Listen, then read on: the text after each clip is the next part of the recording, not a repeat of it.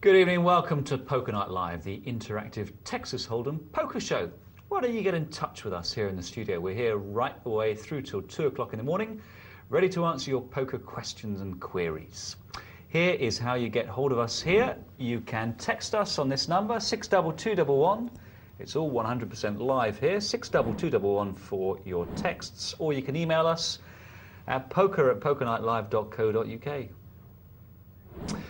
You can also phone in and leave a message on our answering machine and hear your message read out live. There's the number 0906 200 70 80. If you missed any of those numbers, do not worry, we will be showing them again throughout the evening. It's myself, Dr. Tom, and Mr. Johan in the studio tonight. How are you doing? Not bad, thank you very much. Would you like to take us around the tables? Yes, right. We'll start off with a 25-cent, 50-cent cash game. And we've got a full table here at the moment, 8 players, and we'll be coming in and out of that. And then we have a $5 sit and go, and as you can see, the blinds at 10.20. They've just started. We'll be watching that one as well. We've got a $10 sit and go. Same story there, really. And finally, we've got a multi-table tournament with $2,000 added tonight. And Tom, do you have any information on this? Yeah. How many players? To be honest, yeah, I'm absolutely flabbergasted by this, because this is the best value tournament we've seen on Poker Night Live, I think. 45 entrants.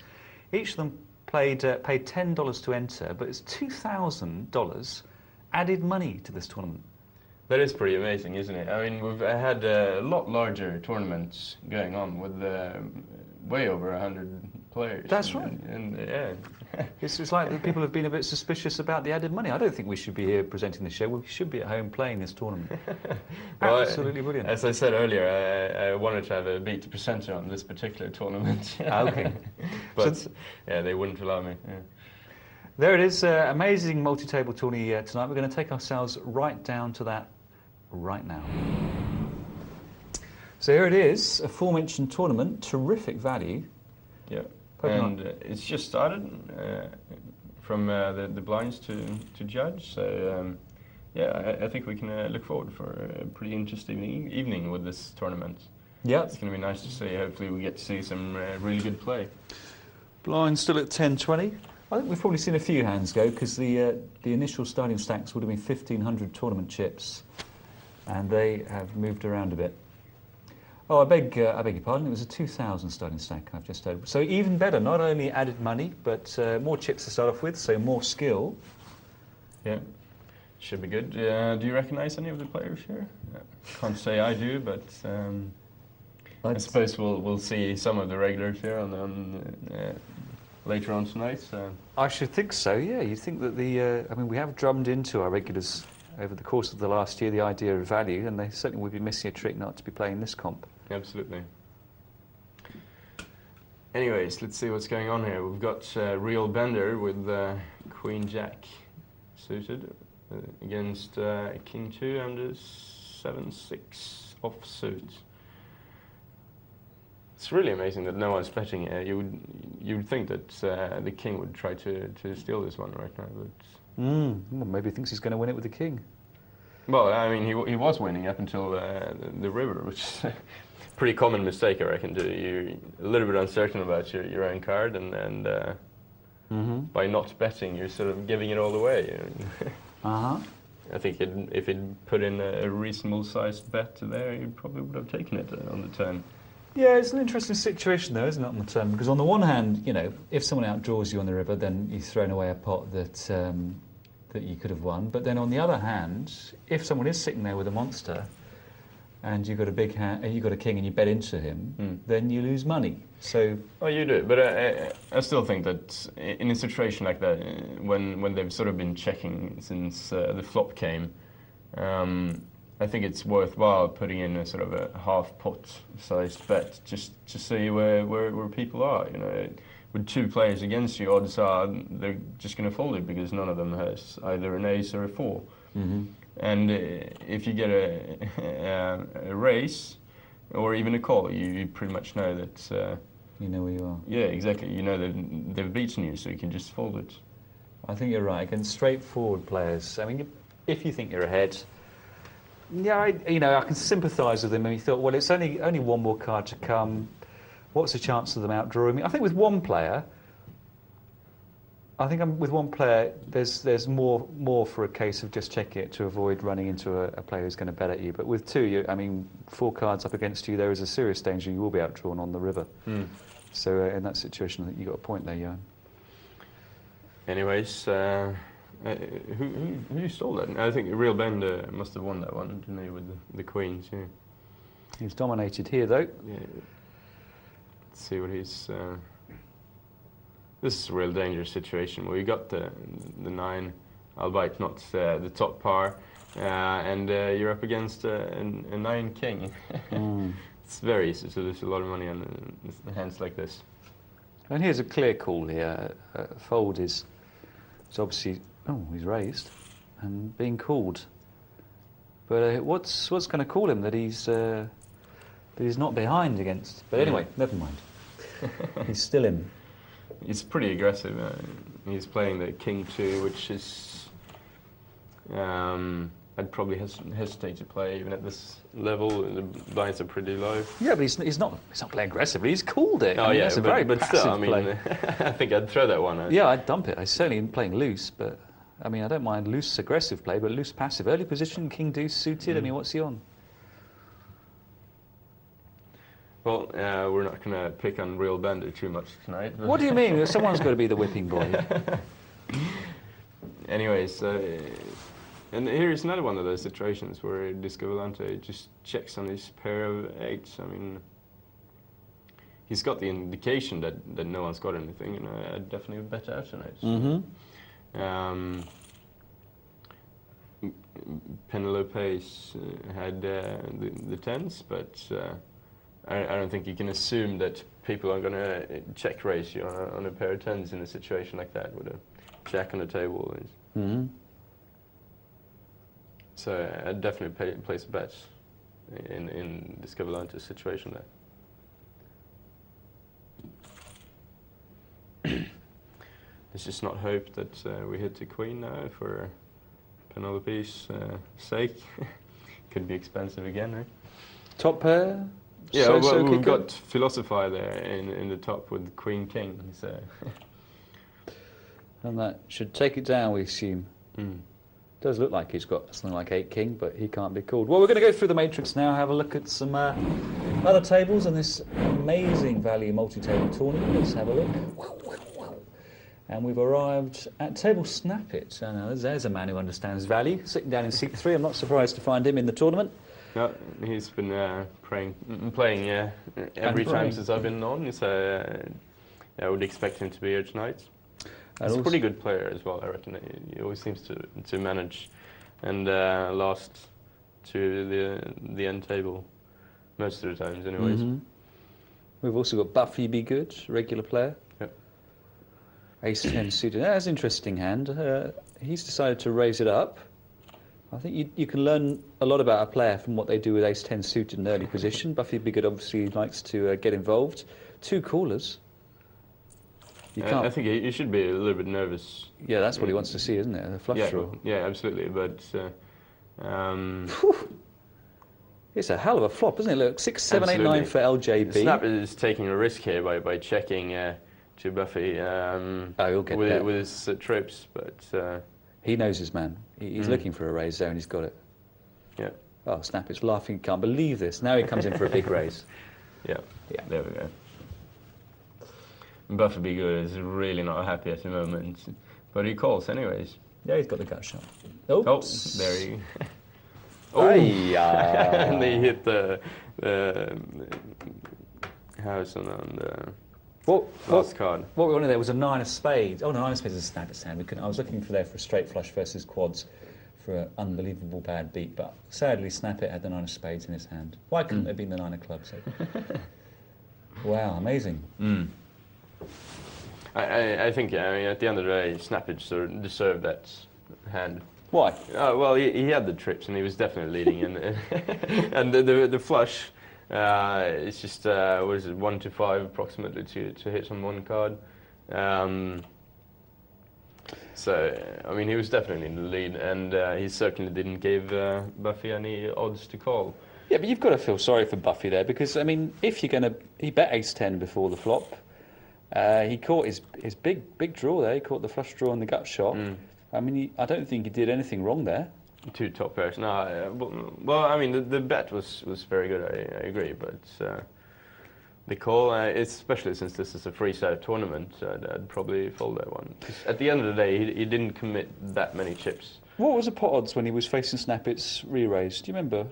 I think it must have been about 1100 in the pot, wasn't there? Yeah, something like that, yeah. He bet 2. There'd been a bet before the flop. I think he's committed to that pot, to be honest.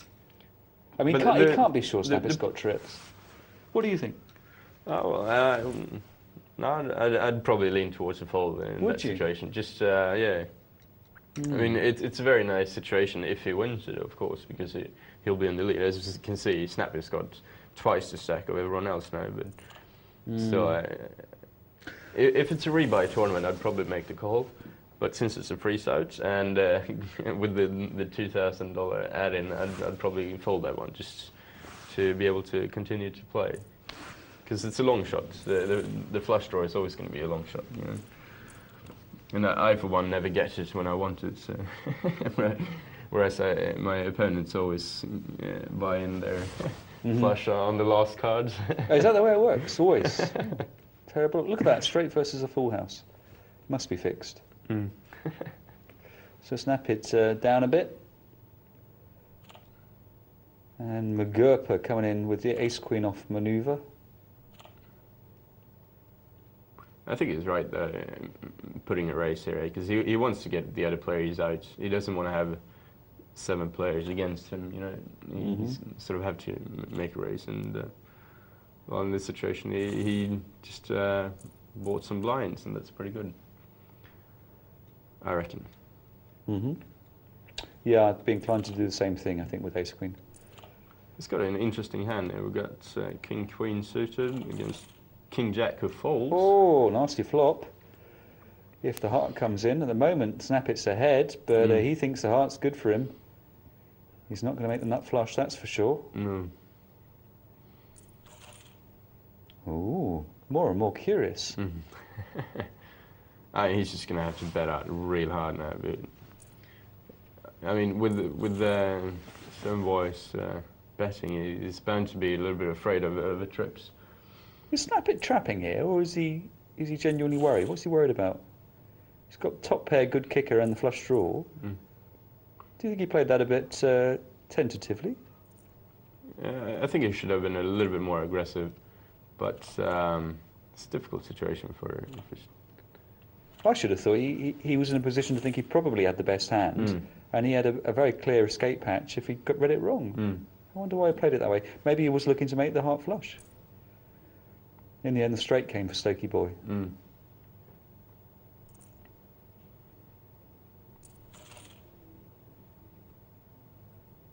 Right, the Predator has got a straight and a flush draw now.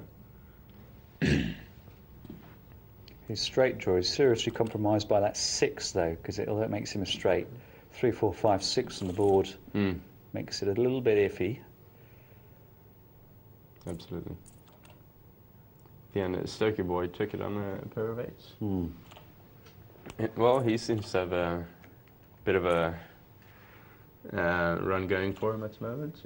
He's caught a couple of pots that really wasn't his. One could say, perhaps. He's got a pair of 5s now. Let's see what he can make of it. Aye. He's playing it pretty aggressively, but I think he can afford to now. He's got a bit of a roll, and just looking, and this is a great flop for Stokey Boy in a sense, because he can just get out of it, be pretty confident that at least one of them's got a king or a queen.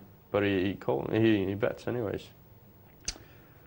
We're going to see a raise here from a man worried about Jack 10, maybe. There it is.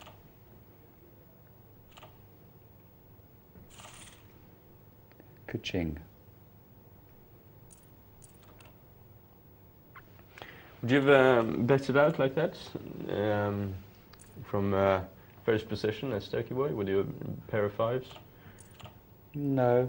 Probably not. I don't mind it terribly, but it wasn't a big investment. No, it was a small bet, and I suppose he just wanted to make sure that no one got out free, so he got a third card. But still, with 2 players against you, you sort of almost have to assume that at least one of them has got a king or a queen. Jack King on the button. It's pretty 90, good 60. Oh, what a cheap steal. Oh, well, he was ahead.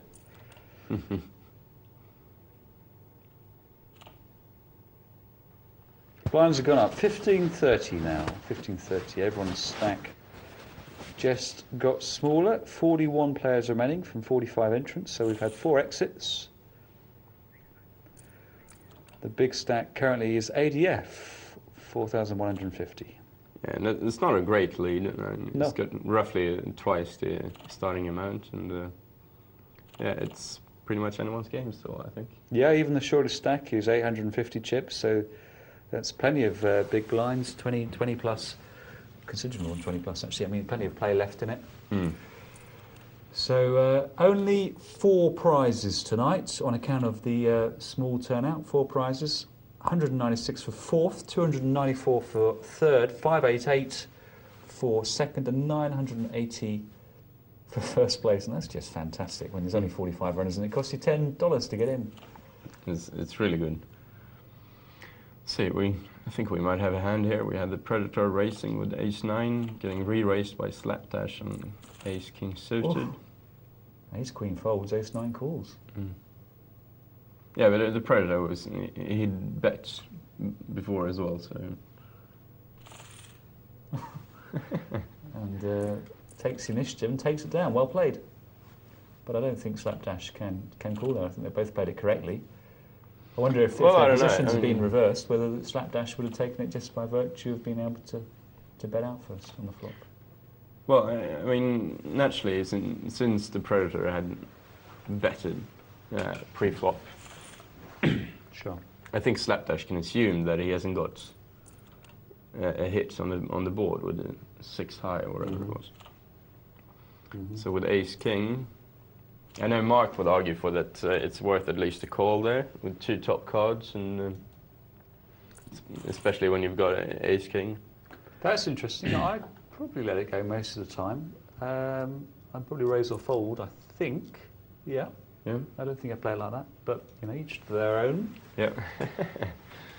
It depends. I mean, Ace-King on a flop when you've missed is never a straightforward hand at all. Sometimes you can play it, sometimes you can't. But I'm interested to know why Mark's looking for a call there. Is he looking to take the pot off the guy if the guy checks the turn, do you think? Because, of course, he's normally not going to connect with his Ace-King if he just calls on the flop. No, that's true. I think he's probably looking at... he's assuming that the Predator hasn't got anything either. And just thinking, well, I've got better high cards. So he's probably going to make either a bet or a race on the turn there, just to scare him out. Look at it. It's unbelievable what we've seen tonight. Yeah? I'm sure internet poker is fixed, and here's the proof. Look, you've got full house versus quads. What's going on?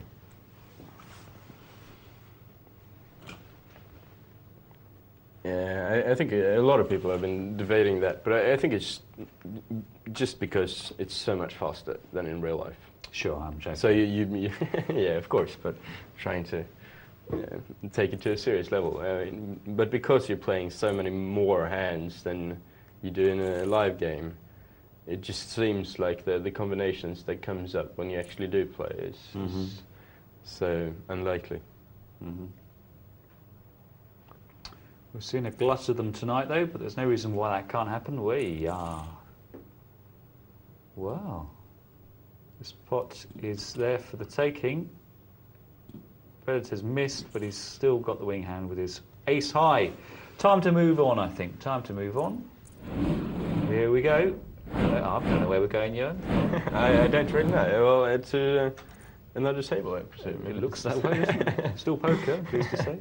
Same tournament, the multi-table tournament, with a $2,000 add-on. Right, we've got no players I recognize, really. Poo Poo has got the lead with the 4,200, followed by Arky Bassman at 3,900, or almost 4,000. Got Mosa betting out on the button with the King 4, getting re-raced by Poo Poo's pocket 10s. Yeah, I think he made the right choice there, folding.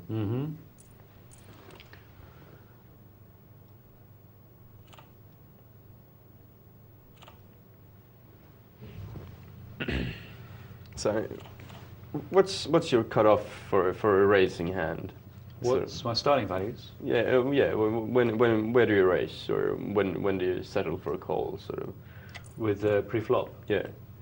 Well, everything depends on position, of course, and what I'm trying to do. If I'm raising for value, as opposed to just nick the blinds or misrepresent my hand, and I'm at the sort of table that I like to be playing at, which is a relatively loose one, it's going to be ace-king, ace-queen, jacks upwards. Those are the hands and even jacks I'm not really raising for value. I'm raising to take the pot and then hopefully see 3 undercards or a jack. But so those are the hands, the classics. And then I'll chuck in raises with other hands, but those are for different purposes. Yeah, I'll play ace queen. I mean, probably that's the one thing, and I won't play ace jack mostly. Yeah. No. Okay. What about you? Well, in that respect, I think. I think I even play ace 10 suited, and put in a small raise for it as well. Sure. Yeah, depending, as you say, of course, of the amount of players up against me and the type of table I'm on. But I'm always very wary about jacks and queens in pocket pairs. Oh yeah, that's interesting. Yeah, I mean, usually you want to put in a small raise just to get some people out. But I think it's very easy to sort of overestimate those starting hands. It's quite easy to cop it big time, and it's very very difficult to play if you got an ace or a king on the flop. However, having said that, with ace 10, when there's an ace on the flop, it's still not exactly uncompromised because your kick is so low. Yeah, that's right. But it's still playable, I think. I mean, after pre-flop, you sort of have to get a feel of a player anyways, and you have to know who you're up against.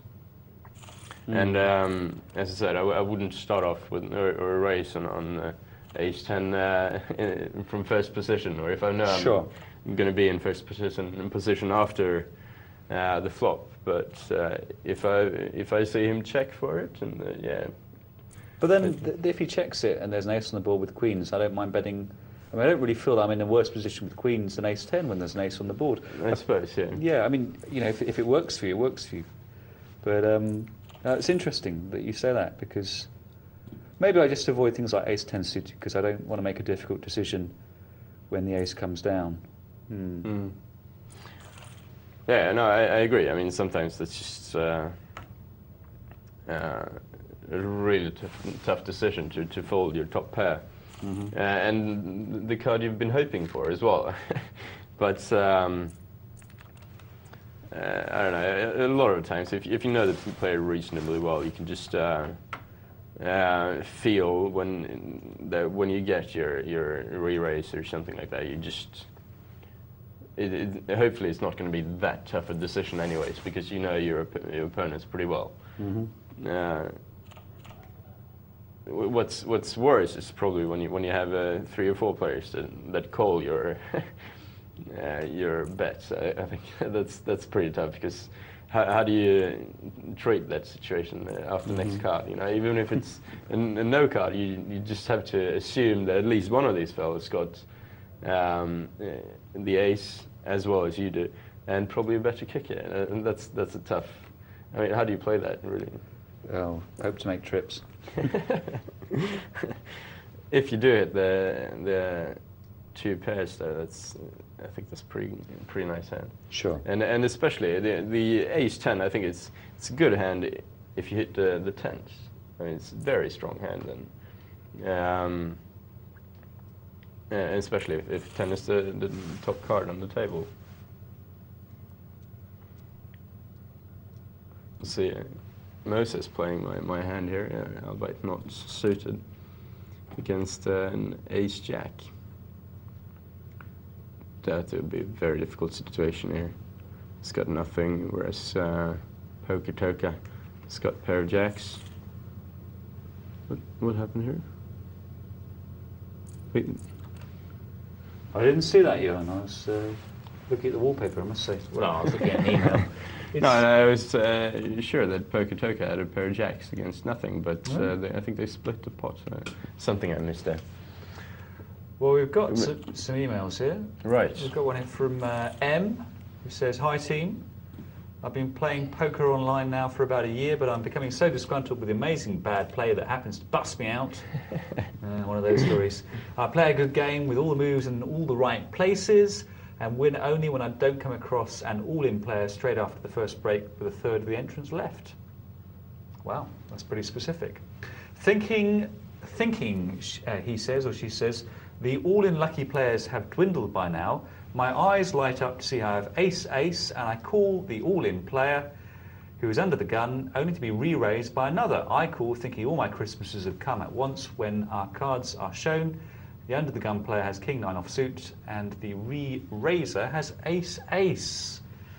Oh no, not again. Ah, well, another bad beat story, but I think there is other things going on with these sites, and I'm not playing online anymore," says M. Not playing online anymore. Oh well. "What are the odds of ace-ace meets ace-ace anyway? I've never seen it. Ex-internet player," says M. "P.S. When we to be begun, we did begin to be undone." Extraordinary. Thanks for that, M. I don't know what the chances of ace-ace or anything. It depends how many people there are at the table, doesn't it? I mean, you know. Oh, does it really? Well, I mean, you know, if there's 10 people at the table, you're going to see it more often than if there's 2. Yeah, I suppose, yeah. But so, I'm sorry to hear that you're a disgruntled internet player, M. Sorry about that. I don't know what to say, really.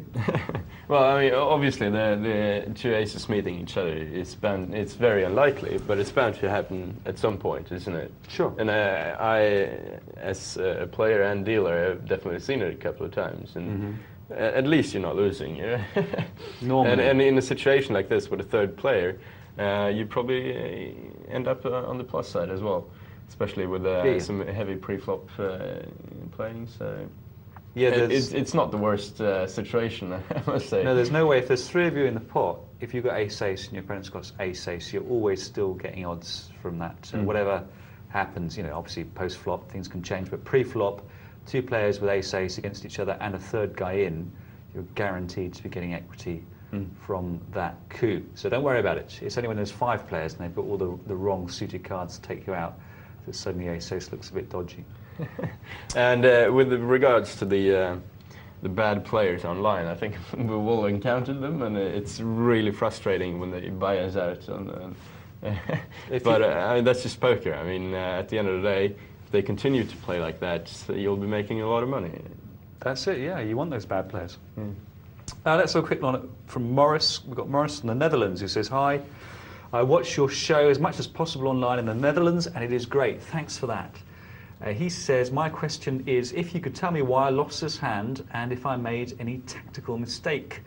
I played a free roll, that's always a good start. Final table, I'm on the dealer button, I have ace-6, no one raised, I have an average stack and call. Flop comes and shows ace-6, okay, you've got full house, very nice. I go all in after everyone folds or checks. Only one guy called, almost the same stack as me. The turn is a deuce, the river is a king. You look fine there, Morris. My opponent shows king-king. I lose, but I really don't see why. Maybe you have an explanation for it. I don't, Morris. You've got aces over 6s, and he's got, or aces full of 6s, he's got kings full of 6s. So the only thing I can he's think got of, kings over aces, right? But it still doesn't. Sorry, you're absolutely right. And yeah, you've got aces full and he's got kings full. Do you think possibly he's misremembered it and the flop was 6-6 ace? And he's sitting there with ace-6.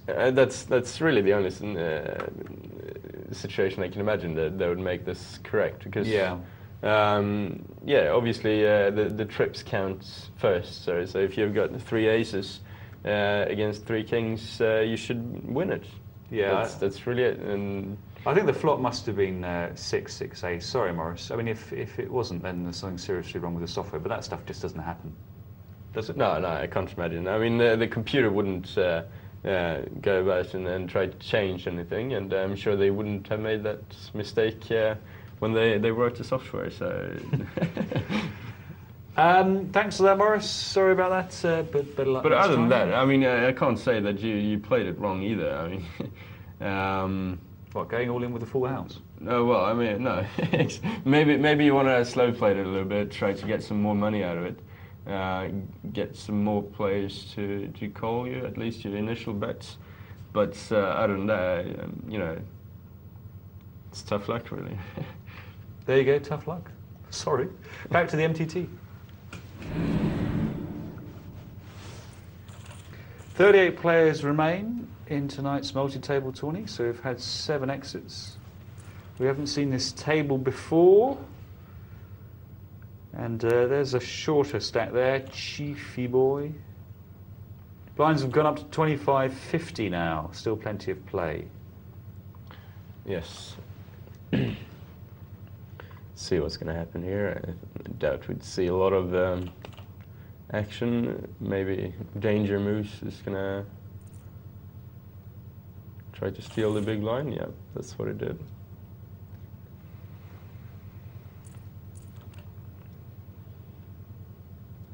Right, Chiefy Boy's got his chance now. He's short stacked and he's got the ace-king.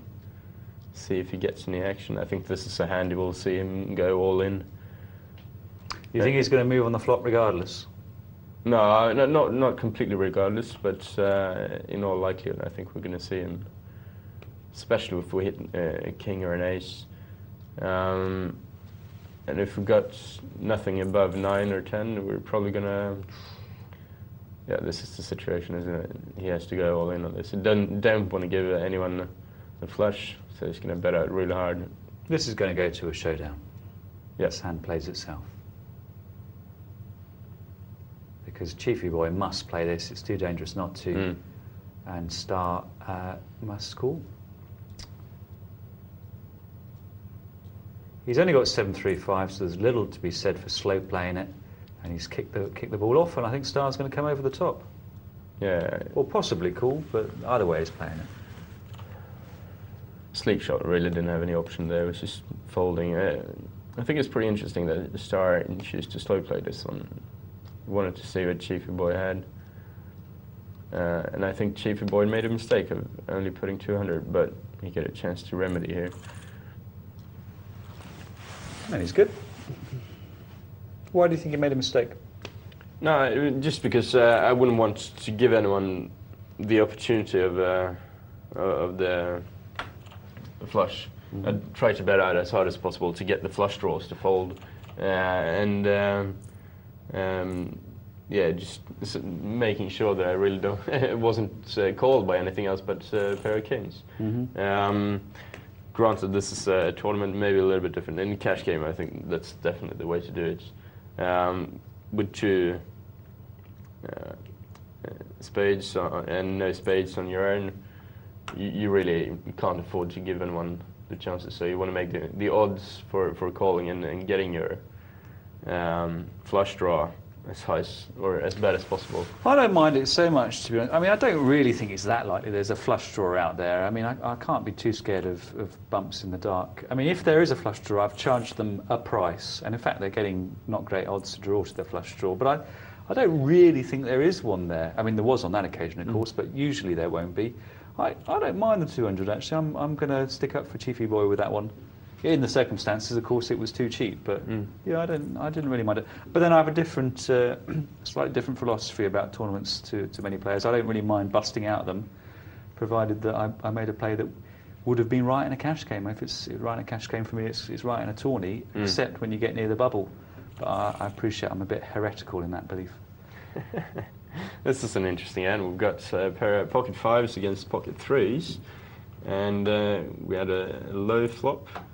Danger Moose is betting out. Star calls all in with this pair of threes. That's pretty interesting. I suppose I really didn't believe Danger was having anything at all but high cards. Felt that he had to take the chance, and well, it didn't pay off. Mm-hmm.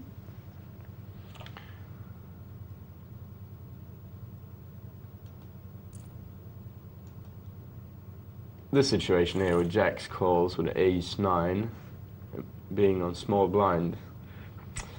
In a situation like this, I'd probably fold ace 9.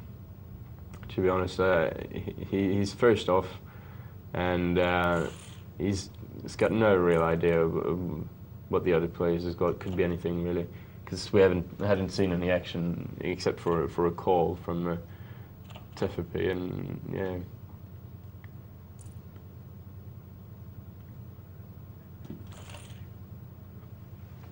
Cool. Rocky's got ace king here, and he really didn't want to see the 3 spades. I'll tell you, it's fixed. Look at that. Every time, he's got top pair, top kicker, and he's got a flush up against him. Mm.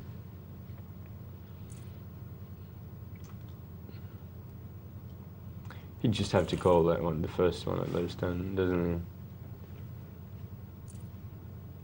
Bet wasn't high enough for him to believe that there was a flush. Just wanted to take a peek on the 4th card. I think he'd be more wary about it now. No, he re-raises. He doesn't believe that Tefapi has got the flush, and he's all in. Unlucky. Yep. That's the name of the game. We're off on our travels again. Let's see who we can find. It's still the MTT. Blinds are still 25.50, and let's see, have we got any stacks here? Not really. We've got Gansa with roughly 3 grand. Couple of full houses for Tool Tour. Very nice.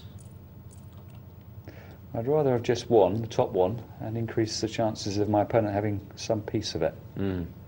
Never mind, we can't have everything. Well, what if you could get or sort of put together your boards as you wanted? You know, it would be pretty nice, wouldn't it? Here's an interesting form of poker. Before the tournament starts, you give everyone, or the cash game for that matter, you give everyone, say, 100 packs of cards, and you they have them in a box, and they just, each hand they choose 2 cards, you know, so they can't use up all their aces. They've got to ration them out. It'd be interesting to see whether players, you know, whether they dealt themselves just things like ace king, whether they wanted to use their aces one at a time with ace king, say, or they will want to use them 2 at a time as pocket rockets. And what sort of, I mean, of course, Mark Bannon would be choosing 7-8 all over the shop. So that would make an interesting form of poker. I think maybe we should do that on Poker Night Live. Yeah, do we should try it out. Yeah, and I think we'd see some great differences as well among poker players. What type of compositions they would choose. And I suppose in a tournament you'd have a decision about whether you wanted to save your big cards for later or use them earlier on to acquire a big stack. Well, I think it's a brilliant idea. I'm going to patent this. I'm going to write the software, and we're going to see this in the future. Yeah, it sounds like a business idea to me. Yeah. Maybe we can make it a casino game. What's it called? Caribbean stud poker as well. Maybe. Yeah, hopefully better than that. But listen, don't tell anyone, all right? We don't want anyone nicking this idea. Absolutely. Right. If anyone's watching this show, don't steal the idea. Yeah. No one's watching this time of night. The pubs are still open. Oh, wait, on the river it's fixed, I tell you. And that's the number 1 position as well. I think that's the 3rd time we've seen number 1 stealing the oh yeah, the pots on the river. How much is a raise? I would recommend a raise, I think, except against a player who will routinely go all in on the flop or bet on the flop. He's just called. Yeah. Well, what would you raise in this situation? I mean, you want to have Eldt to call as well.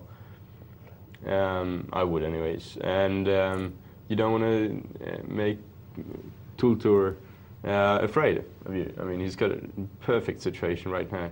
Oh no, I'm talking before the flop. I would have raised the kings. You'd have checked them, would you? Yeah, I think so, because I didn't want to scare off Tooltour, and Eldt. I wanted to call him to call as well. No, I think I'm going to raise. Yeah? I think there's a reasonable chance they're going to call me anyway, so I'm pumping the pot. I would check it if Tooltour was very aggressive on the flop. You know, he would always take a check as a signal that he can nick it. But and again, this is another respect in which I differ from other players who present the show. I generally need a good reason to slow play a hand. You know, just because it's aces or kings isn't enough for me to slow play it. There's got to be an active reason. Yeah, no, but I agree. I mean, it's not a very strong hand when you've got 5 cards on the table as well. But I mean, he only had one player that had made the bets, and he had one player behind him that might call it. So he couldn't have end up in a situation where he had 5 players up against him. Sure. In which case, the kings is a really bad hand. Sure. No, I'd probably just check that one through, hoping that Eldt calls, and not upsetting Tooltour, and hoping that he would make a bet after the flop, and he would be encouraged by that as well when I check it after the cards had turned as well. If you make a raise pre-flop, someone just calls you and then checks over to you as well. I mean, most players would put in a bet just to see where the other guy is, you know. So I think in all likelihood you could expect to get at least a small bet on after the flop, and maybe that's where I would capitalize, making a re-raise, or if I'm really not afraid of any of the cards on the table, just gotten the indication that he really hasn't got anything, you know, I might even just call him to the turn and then give him a chance to hit his pair nines or wherever, you know, and so that I could make some really good money off my kings.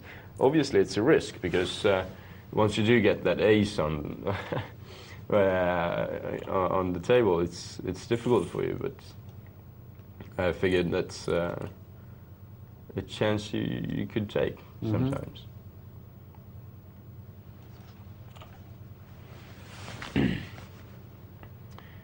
Anyways, let's see. We've got a pair of 5s here against a pair of 8s. Could be interesting. And 5 people calling. That's pretty good for a 20. Usually you see 1 or 2 players, or 2 or 3 players acting out against each other, but rarely more than that.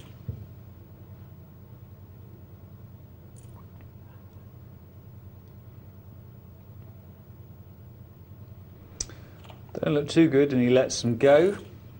Oh, he would have made a straight. Oh well, you can't have everything. Yeah, well.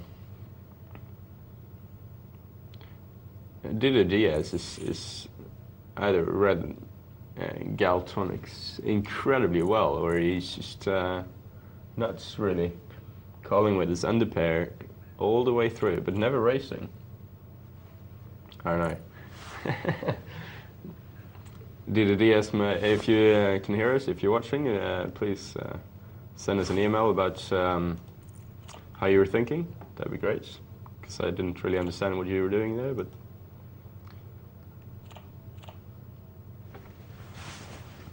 Anyways, I see you've got another email up there. Coming in? In front of you, yeah. Yes, it is. From Nicola. Your big moment, Nicola, is about, well, one of many, hopefully, but it's coming your way. Let's just see how this queen plays out. It's outdrawn the ace-5. Queen-king is behind ace-5 in a matchup, but I'd rather be playing the queen-king, with or without a queen before the flop, on the flop, and Telepi takes it down.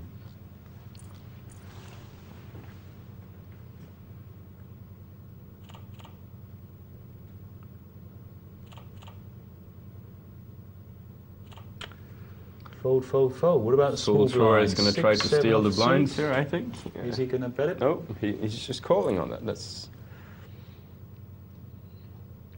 I think I'd try to just steal the blinds in a situation like that. I haven't got any hand I really want to play with. But I've got the king on top, just in case someone would actually call me. So if I do it, I can actually hope to. Let's have a look at that email then from Nicola. She says, "Dear Poker Night Live, I emailed you a couple of weeks ago, but I didn't receive an answer to my questions. I'm writing again, hoping for more luck that you will this time, as I'm in need of help." Okay, Nicola, we do apologise for not reading out your email. Must have been some mistake. "I am a young, online, no-limit Texas Hold'em player trying to make the transition from the internet to real play. I caught the poker bug a little over a year ago after watching various games on television. I joined a poker site and have been playing for a while now, but only play money games. I'm not that confident to start playing the money games." Well, that's strange. You say you are, no, you're not. But I don't quite understand that. But you go on to say, "If I did, I would prefer it to be a real game instead of online." It sounds to me like what you're saying is that you play the play games, but you want to play the money games, but you're not prepared to do it online. Fair enough. You go on to say, "I'd like to know where I can practice, and perhaps even for free, as it's only practice. I've looked on the net and in the yellow pages without any luck. Can you suggest any places in London where a young, inexperienced player like myself can go and practice? Hopefully a place which is not too intimidating. My eventual aim is to become good enough to maybe play in bigger games like you see on TV. I will be watching later on tonight, so maybe you could answer my question on air, but if not, could you answer it anyway? If I can't rely on you to help me, then it's no wonder I can't find anywhere to go." She says, it is difficult, Nicola, to find real places that will let you play for free, because there's nothing in it for them really. And although it doesn't really cost the software companies anything to put on the occasional free roll or play money game, because they have their software up and running, it does of course cost a casino to do that. That said, you can go to a place like the Gut Shot Club in London, in Clerkenwell Road, and play in a £5 tournament. It's probably not going to break you. I think some casinos will also do beginners sessions where in maybe 3 o'clock in the afternoon they'll deal you in for nothing just to teach you the game, but of course you can only do that sort of thing once. So I would say, Nicola, is bite the bullet, empty the piggy bank, and blow £5 on a tiny tournament. I've got to add that I'm no real fan of these play games. I think poker is more about money management than about the cards, really. And if you're not learning any of that really when you're playing play games, you need to have some money. You need to be afraid to lose to be able to learn anything about poker, really, apart from the rules, perhaps. So my suggestion is start small, obviously, and maybe try to gather up a group of friends to play with you around the kitchen table and play for a couple of pounds, or maybe £10 for a night, something like that. Yeah, that's my best advice. You can get to learn the game a little bit through that, and when you're feeling comfortable, you can go to one of the clubs like the Gut Shot. That's my advice. There you go, sage advice. Find your least talented friends who can't play poker, tell them it's a game of pure luck, and fleece them. Steve says, "Hi, how much would you say..." No, he doesn't. He says, "How often would you say a pro makes some money in a 10-man sit and go? Is it that much of a skill game that a pro regularly makes the money, maybe 40 out of 50 times? And how often would you say a pro makes some money in a multi-table tourney, maybe like 300 players?" It's a good question, Steve. It's not... Well, is it a good question? Maybe it's a bad question, really. I mean, it doesn't matter how often you make the money, as long as you do make the money. It matters what place you get. I mean, if you only come into the money, say, a quarter of the time, but you always win it, you're not looking at too bad a situation there. But if you creep into the money, say, I don't know, 40% of the time, but you're always third, then not so good. So I think that's a rather strange way to look at it. You want to look at it how much profit you're making. I've just dodged that question. Perhaps we'll come back to it after the break. We're going to take a short break here and talk to John.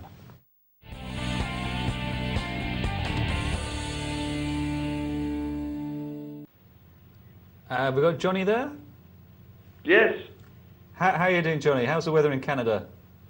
Oh, the weather is pretty chilly at this point. We had a nice warm week, it's sunny, and then it cooled down quite a bit.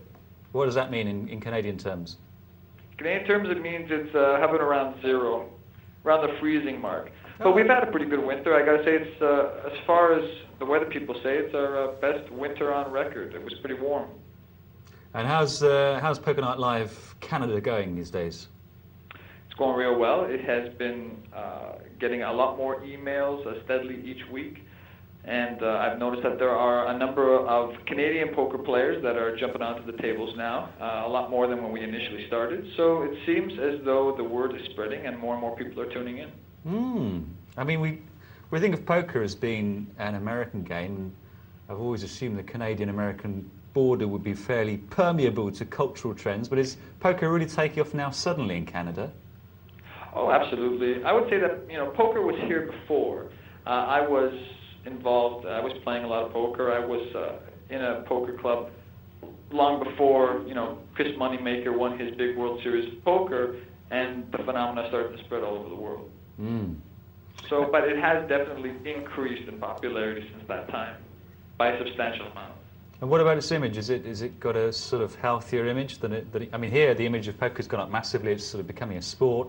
It used to be a kind of seedy backroom kind of image, but now poker players are seen more as sort of sportsmen, although they don't necessarily look like it. What about in Canada? Is it cleaned up its image? I would say that it has to a large extent. Just the popularity itself adds to the image, right? And there's a lot more people that are now just looking at it as a sport the same way they are in Britain. I mean, the advertisements market it as a sport, and many of the sports channels, play with poker, some televised games. They'll show different tournaments, and so it has been sort of lumped into that category. But of course, it depends who you ask. I mean, some people may continue to look at it differently, but it is gaining respectability, and it's starting to look more like a game of skill than it may have before. And speaking about tournaments, do you have any tournaments coming up in Canada? Any big ones you should know about? There was a tournament that was, I believe it was the Canadian Poker Open. I'm not so sure. That just finished up a couple of weeks ago. But coming up very soon, not that I know of. I know there's a lot of local tournaments, but I'm not too sure about some of the other ones that are coming up. I haven't gone to a casino to check out some of the tournaments in a while, so I'm mostly sort of a backroom player, and I join tournaments on occasion.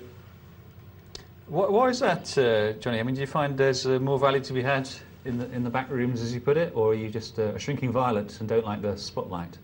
No, I'd go with the first point. I think there's more value to be had when you're playing in live games. I think that the tournaments are great, and I really enjoy the tournaments. But when you're confronting a field of 300 or 400 players, I mean, it's great when you make it into the money, and definitely good poker play can get you there. But on a regular basis, if you're looking to play, the tournaments don't come around all that often. In comparison to a live game. So you just, I tend to involve myself in a live game a little more often. I suppose, yeah, sorry, carry on, Johnny. I'm sorry? Carry on. That was basically the end of my point. Okay, well, I'll start a new one then. I mean, Canada's is quite a big place and with quite a small population, so if you can get 300 or 400 players in a tournament, you might find yourself travelling quite a lot to do the Canadian pro circuit, I should think. That's true. I mean, I'm in Toronto, and so I mean, this is the most highly populated city in the country. So you'll find the availability here greater than in most places. But there are actually no casinos here that would host a poker game. You've got to travel at least an hour or an hour and a half drive to get to any legitimate tournament, and that is rare. So typically, these larger tournaments, you have to travel all the way across the country, or drive for about 6 or 7 hours. Difficult on occasion, maybe once a year, you'll have one that's about an hour away. We're going to have to wrap it up now, Johnny. Sorry to interrupt you, but we've got to wrap this up. We'll talk to you very soon.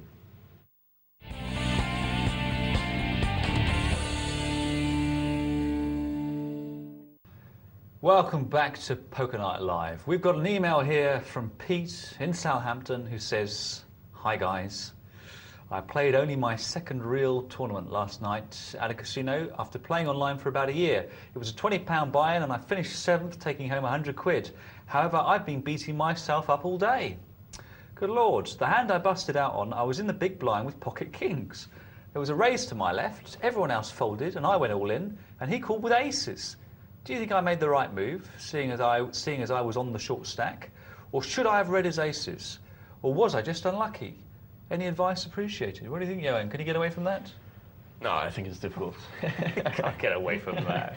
Especially if you're short stacked, you know, you've got to take that chance. Odds are that the one who's racing has got maybe ace king, something like that, maybe even a pair of jacks or something like that, and he wants to see where you are, what you're doing, like, and that's really why he's racing. So no, I'd do exactly the same and hope for that king to come, eh? Yeah, if you fold those kings, you're nearly always going to be making a mistake. So no way you can get away from that, Pete. Don't stop beating yourself up because, you know, the AHS is stretched as it is. Yeah, and you still landed in the money, so, I mean, Yeah. there's really nothing to be sad about. I know, why are we reading out these emails? It's the winners. Carl says, I'm having a home game and I was wondering how often I should raise the blinds. On hands played or on time? There are 8 players. Well, that's an interesting question. When I saw it there, I thought you were asking how often you should be nicking your mate's blinds, but now I see what you mean. What structure should you use? Everything depends, Carl, on how fast you want the competition to go. So I would say probably, I think it's better on the whole to do it by time, because if you do it by hands, then if you do it every 10 hands, it goes up too quick, and if you're doing it every 30 hands, how are you going to keep track of that? It's impossible. So raise them every, I don't know, 20 minutes. 20 minutes good, Johan? Sounds about right. Yeah, or maybe even half an hour if you want to draw it out a little bit. You know, give your mates a couple of beers and hope they get drunk before you're out. You know, yeah. Call it the Carl series of poker and give them 10,000 chips and raise the blinds every hour. How about that? Hope that helps. Let us know how you get on. And we're going to go down to our tables now. Or I say we, but I'm going to let Johan find himself a sit-and-go tournament because he's playing the Beat the Presenter feature tonight. So you're going to be hearing a lot of my voice. Lucky you. We're going to take ourselves now down to the multi-table tourney. Now, Johan, it does help when you found yourself a game to say in advance what seat you're intending to sit down in. Absolutely. So that our viewers don't try and grab it. Yeah, and I'll be using seat 4 if that's all right with everyone. And yeah, just leave it open for me, a couple of minutes, seconds.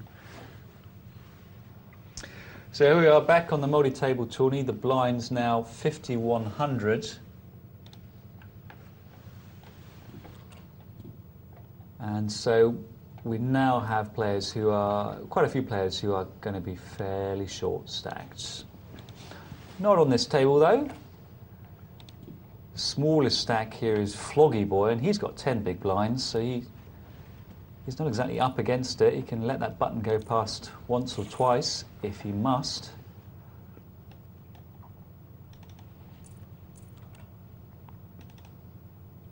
Just a quick reminder, there's $2,000 added money tonight. $2,000 added to only $450 of entrance fees. 45 runners, $10 each, so it's an incredibly large subsidy to play this game. And in this sort of game, even a weak player is probably going to be making money on average. And a solid player is just laughing.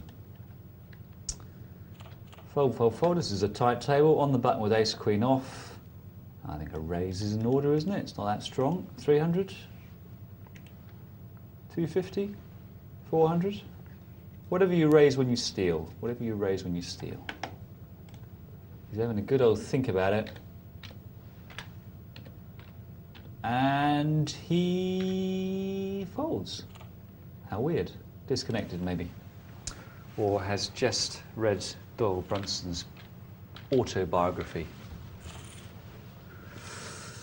So Archie Baseman picks up a pot that really I don't think he should have got. Let's see what Poo Poo does with King Jack off. If he folds this monster, we know he's been discoed. 24 big blinds for Jimmy Mack. Ace Jack off. Mid position. And there is the classic, 3 times the big blind, hedging your bet sort of raise. Could well take it. If Floggy Boy has a 9-10 suited, he might call, but it's a small blind holding it. He can let this go. He doesn't know that Floggy isn't going to be raising, so he's decided to play it. Difficult hand to play out of position, suited connectors. Very much about playing the opponent, not your own cards, because you, of course, will very rarely connect with those cards. Substantially, middle pair is about the best you can expect for. He's ahead, but does he want to commit? Find out. No, he doesn't. He knows that ace-king is definitely a possibility, and Jimmy Mac's bet there was quite a nice bet because it did look a bit like he'd caught that king. So he was having his cake and eating it, semi-bluffing with a hand that could catch with a gut shot, or indeed overcards if his opponent's got something like middle pair. So he wasn't dead in the water if he was called, but crucially, and this is the thing you must remember when you semi-bluff, it's all very well having draws, but unless your bluff is credible, you can't semi-bluff. Not exactly a revolutionary thing to say, but you'll see people betting draws when really, if they ask themselves whether they could pull off any kind of bluff here and make their opponent fold, they would have to say no. So you see people semi-bluffing against people who always call, not very intelligent. And you see people semi-bluffing for amounts, bet sizes, that don't really ring true. But I think Jimmy Mac's bet there was a good one because it did rather look like he had ace-king.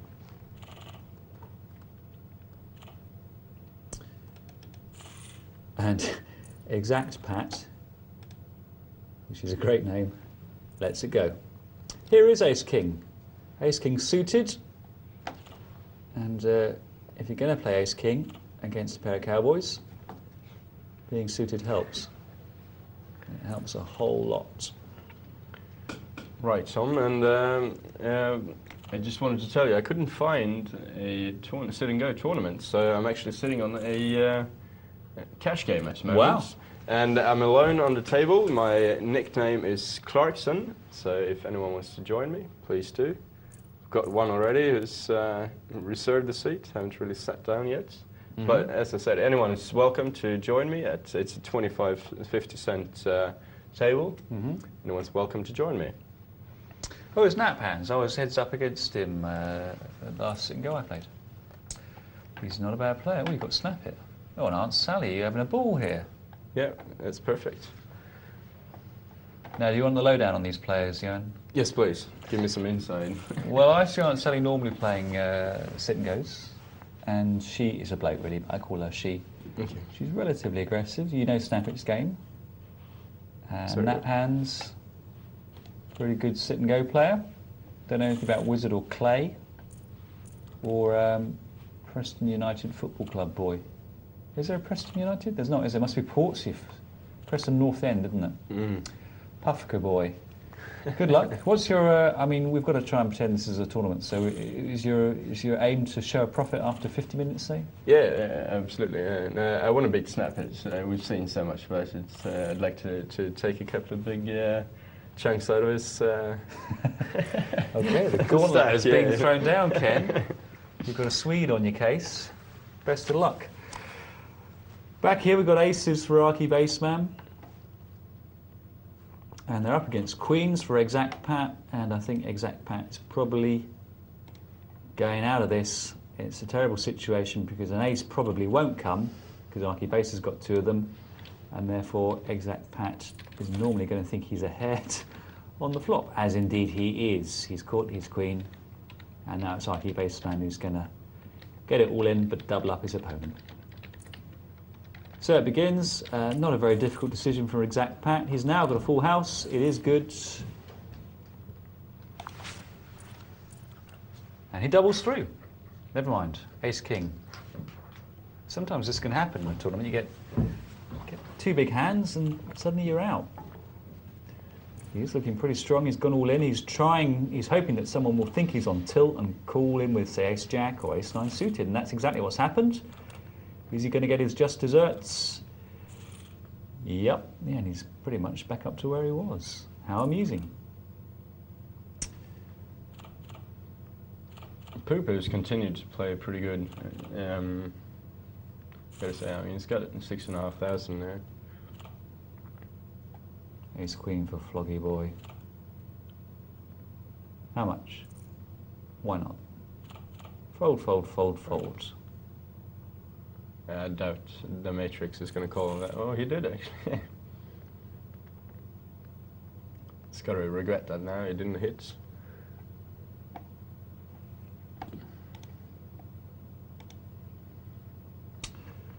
And now a bet. Paired boards. Floggy Boy committing half his chips there. It's quite a big bet. Perhaps worried that if he put in a small bet, he'd be sending a signal that he could be pushed off it. And perhaps he'll let this ace jack go.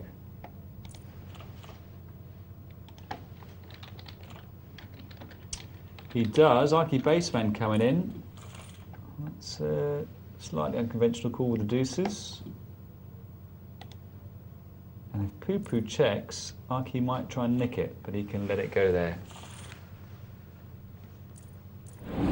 Well, we're going through the matrix now. Let's see who we find awaiting us. Oh, there's Snap on this table as well. So he's still in. He's also playing a cash game against Johan here, who's masquerading under the name Clarkson. That's right, and remember not to give any information away about my hands. You know? What, that filth? We're actually playing live here, so yeah, okay. if I suddenly go quiet, it's because Johan's got a big hand and I want to see how he's going. Oh.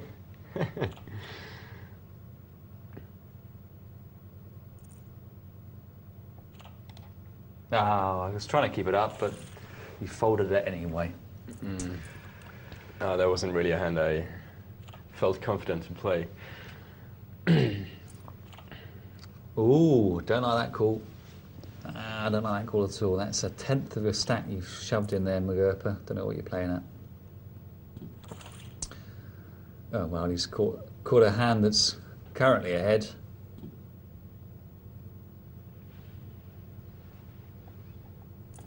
Yep, I think that's probably got to be the right play. There's a danger that there's an ace trapping in there, but with 300 in the middle and no evidence that there's an ace out there, I think he's got a bet, and if he bets anything, it might as well be the lot. At least he prevents himself being pushed off it by a semi-bluff. Check raise. LJB makes it up and has got middle pair. Could be a lot worse. Checks it. ADF got a gut shot there. Doesn't feel like representing the ace, so don't blame him. And now he must let that go. He does.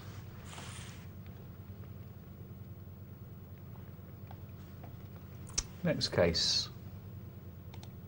There's the big slick for ADF in the small blind. Ooh. I think we might have ADF get himself all in here because he's going to bet come what may in the small blind. In fact, he's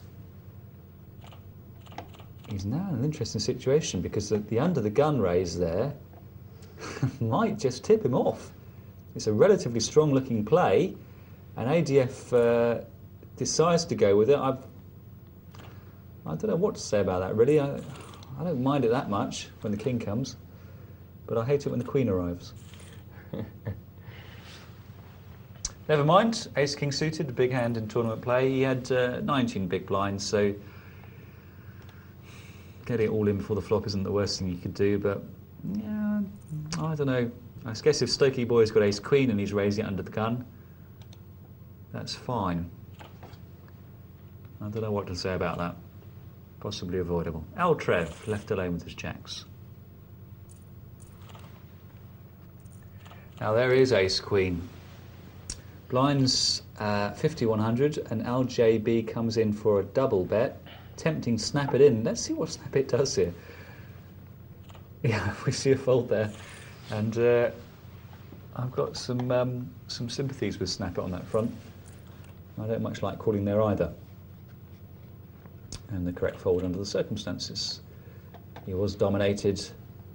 He needed to catch a 5 or couple of diamonds, and those weren't nice pot odds he was getting to do that. Slapdash taking the initiative and attacking Eltrev's big blind when Eltrev is short stacked. Takes it down. Nicely done. Nice tournament play.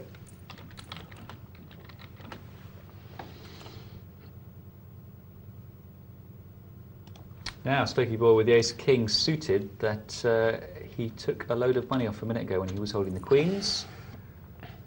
4 times the big blind, no nonsense sort of play. He's going to take these blinds down, snap it, let sack go, and the button will move.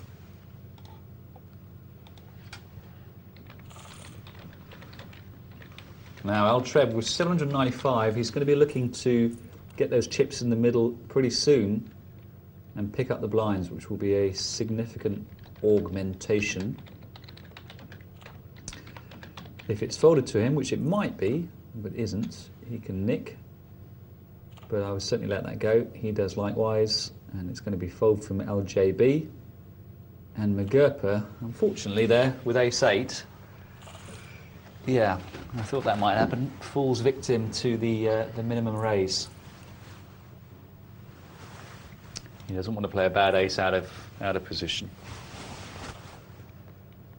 Slapdash keeping the pressure on here. He's had legitimate hands when he's bet, but he's been betting fairly regularly. He can expect to get some resistance fairly soon. Not from these hands, I don't think.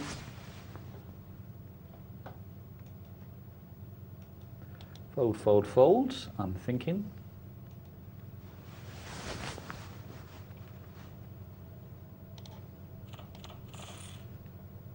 Onwards and upwards. So 2 short stacks here.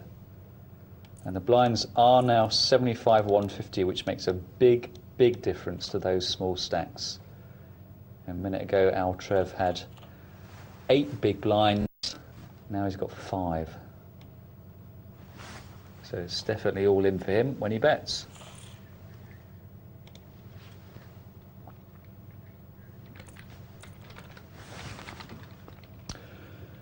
Not this one. Ace-3 off. Come on and snap it. You can nick his big blind. Ah, now let's see what Snap It feels about this. Stokey Boy's been showing down decent hands. Snap It might give him the benefit of the doubt, but no. He comes over the top absolutely correctly. And I'm sure that Snap It will acknowledge that that's not always a certain play. But Ace-Jack for him is good enough. He knows that a lot of the time Stokey Boy is going to let it go. And on those occasions that Ace-King or Ace-Queen is what he's up against, Snap It can still make the outdraw. Just because you're dominated doesn't mean that all is lost. Well done. I wonder if he'd done the same thing with Ace-10.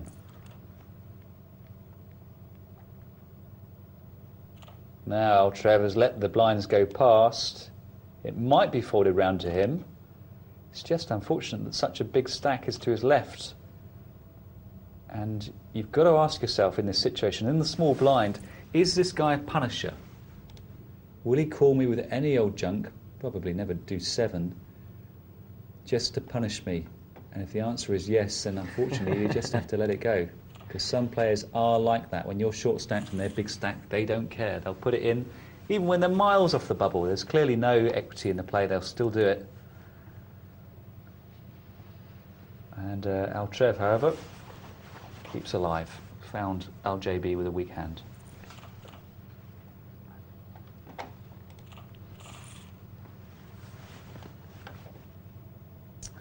Fold, fold, fold. Next case. And it looks like a fairly straightforward pot. This Queen 5 probably not going to move here. Jacks will want to bet, and we'll take it down.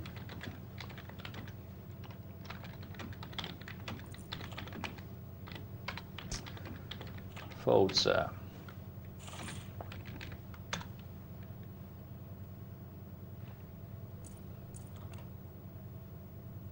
Oh la la. Just a shame there's not much in the way of opposition. Snap It won't get too involved with those 7s. And I'm quite certain he'll fold when he's raised. And I'll be surprised if he's not raised. 4 times a called big blind. And I think Snap It's going to let this go. He's not likely to be ahead here. That didn't look like a pair of sixes or a pair of fives, and he lets it go.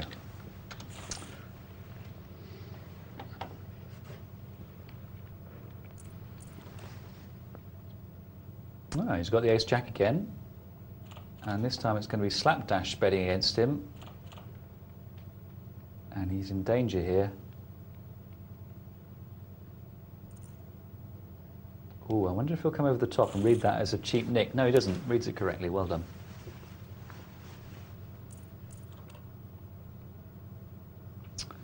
So Snappit played ace-jack twice recently and played it right on both occasions.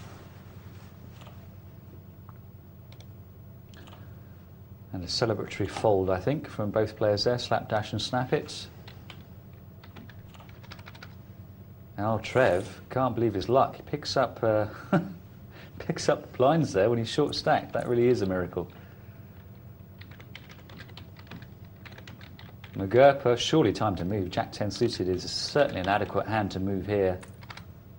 Oh, I don't make that move myself. Danger that you'll be raised and sucked into the pot. Now where is he? 450 in the pot. And unfortunately he knows here that if he's up against worse hands they're going to fold, and if he's up against better hands they're going to call, but he must bet there to protect his hand. And he's okay.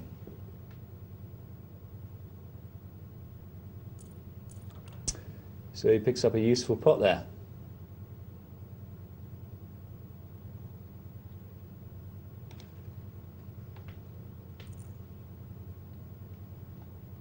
Stokey boy decides he's been quiet for too long. Can't afford to hang around and wait for ace, king suited or queens.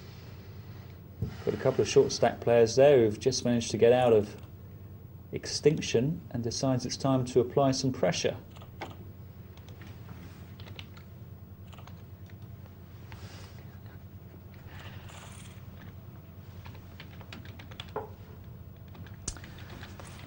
And now a legitimate hand. We're going to go through the matrix after this hand, find ourselves another table in this multi-table tourney with $2,000 added. Terrific value, unbelievable value. Unlike 25, 50 cent TV broadcast table that Johan's playing at the moment. Already showing a nice profit.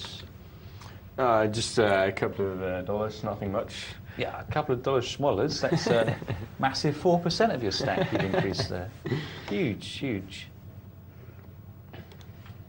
Like Diddy's hand. Trips top kicker. Not invincible though.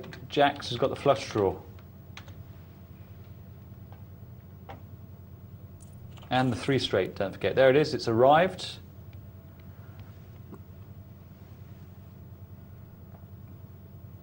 Now, can Diddy get away from this? Not for 300, I don't think.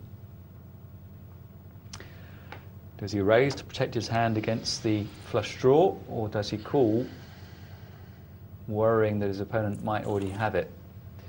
He raises, he's called by Jacks. Interesting, now is Jacks seriously worried here about a full house? Does he check call? No, he leads out, and probably there gets 600 that he wouldn't have if he just checked. And probably Diddy would have checked the river there if it had been checked to him. So well-read Jacks. Value bet, and he was paid off. Tool Tour, our short stack player here, along with Diddy now.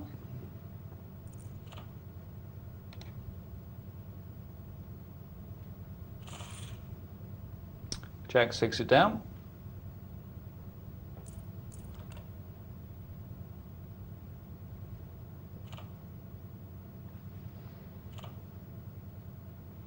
Fold, fold, fold, folds. What's Poker Toker going to do? Worth a punt, 3-1.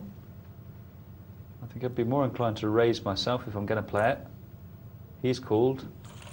Yeah, I don't like it that much because I'm never really sure where I am with, say, middle pair.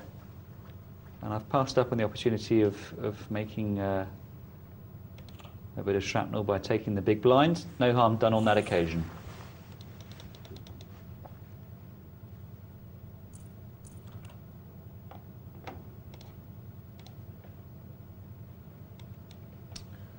Six is an early position for Galtonics. I can't read that name. It's always difficult to read the players in seats 2 and 7. And with 2,000 and 7,550 blinds, I think you can let it go, because your implied odds are decidedly shaky. I'll say that again. When you've only got 12 times what you're calling. Although, of course, you'll catch your 6 much more often than 1 in 12 on the flop. It won't always be good. You won't always get paid.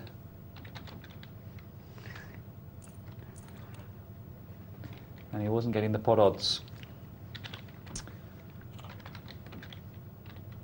Now jacks to the queens.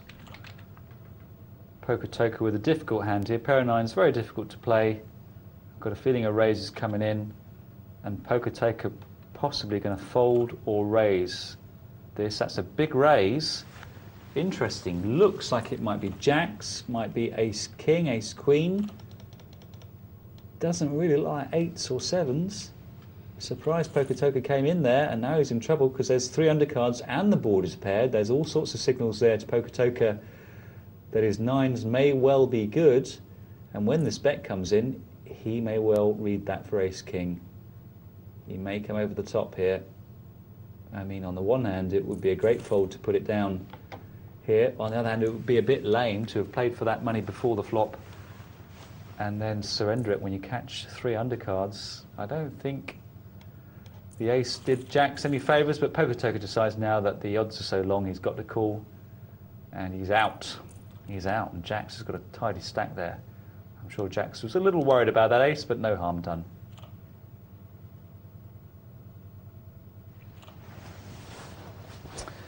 And Telepe, who's been very quiet, might come over the top here, thinking that Diddy is trying to run a very cheap nick. Nope, lets it go. Froggy boy, I don't think has to get involved with King Jack off.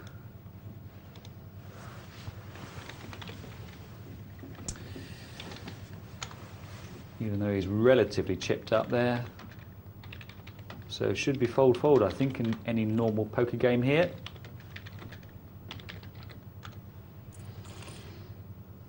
Galtonics has come in and missed. Diddy with a very attractive sight there of 3 undercards, and he will push in now to prevent Galtonics drawing to high cards like a king or a queen.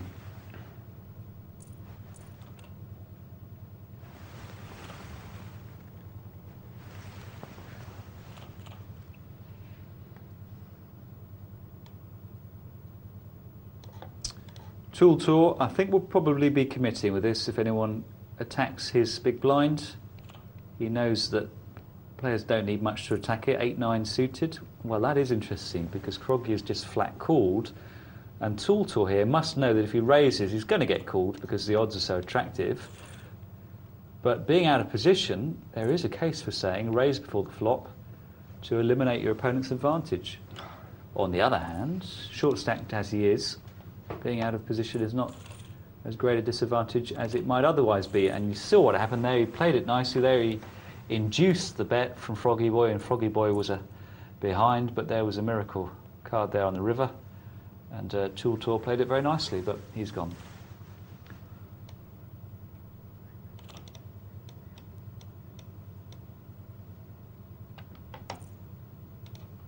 Eight-10 suited. Takes it down. I wish his name was, I knew if his name was Galtonics or Galphonics. I can't see it. I think it's Galtonics.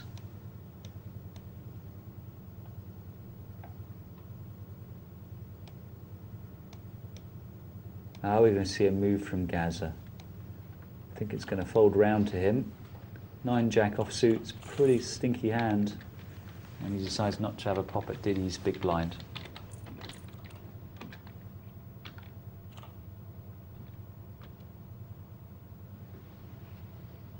Now what? 10 big blinds, decides to limp in. Diddy likewise, getting in cheap, getting 5 to 1.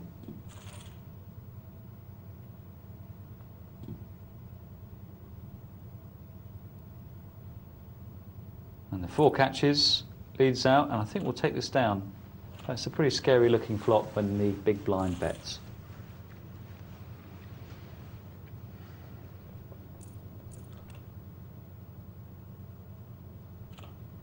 And the Don, I think, going to want to bet this.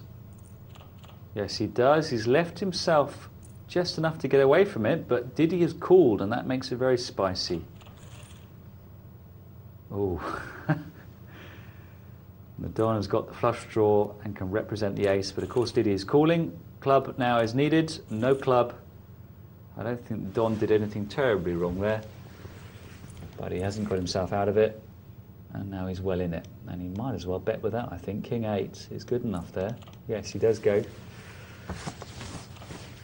And he's going to get a call, but his card's alive against Galtonics. Unfortunately, Froggy Boy has got exactly the King 8. And that's nice, because that might well push Galtonics out. That might well push him out, which is great for the Don, because it reduces an overcard. Oh well. One's going to come in, the other may as well, and increase the Don's equity in this pot.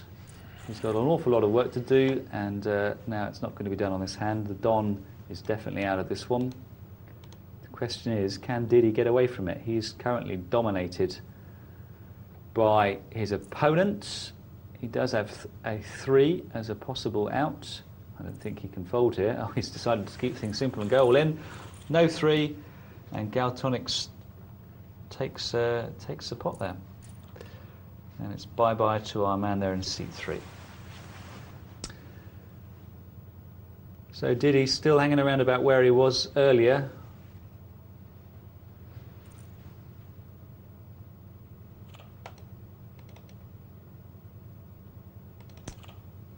Ace Queen on the button, and there's been a minimum raise under the gun. Difficult situation. You don't want to be wavering in the face of these small bets, but on the other hand, Ace Queen's not a great hand to reply with. He's decided to raise, and I think that's to find out where he is. If Gaza comes over the top, I've no doubt he'll fold. But with just a call, now Froggy Boy has got to worry whether he's up against Ace King. The bet was not entirely inconsistent with Ace King. Betting and then calling a raise. Let's have a look. And Froggy now, to find out where he is, to be honest, will have to bet so much that it's going to be taken to a showdown. So he decides to check it, catches the ace, 2,700 in the middle, and again I think he must raise here because he's got to really play the ace there, and if he's going to play it, he needs to push out the draws that turn card may well have produced. So he's played that correctly under any circumstances, and certainly under the particular holding he faces.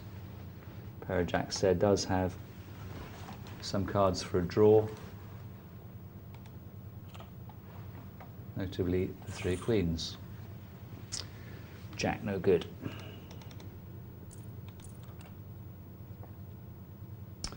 And now Gaza gets the ace king. He's in trouble, and I think here he may well disappear here because Telepi will probably bet. And I think Gaza must come over the top here. I don't think he can get away from this.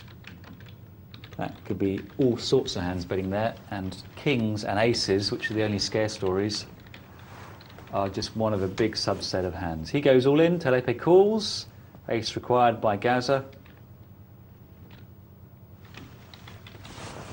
Come on, Telepe. No help yet, 10 for a split. Nope, Gaza's out.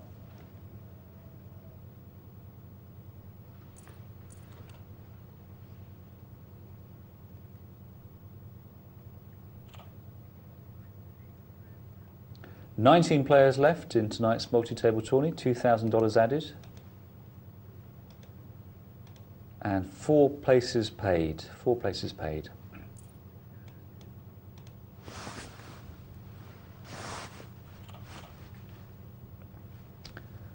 Queen King versus Ace 9 suited.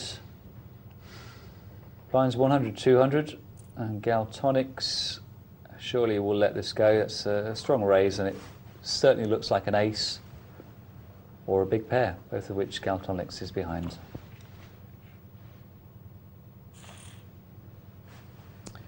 So five-handed.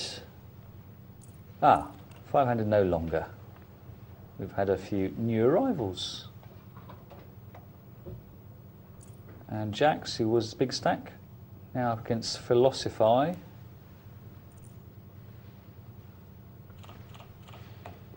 How's it going there? How's yours going? I have some problem with the connection. Really? Yeah. Maybe it's fortunate I'm actually down about half my stack. Blame it on the connection. So yeah. Blame it on the connection. Always do It's that. probably good. Yeah. Wizard took a big chunk of my stack, unfortunately, and then the connection just went down. Here we go. Something happening now again. How many players do we still have in the MTT? Well, I guess we're probably down to 16 now because the table has just reorganised itself.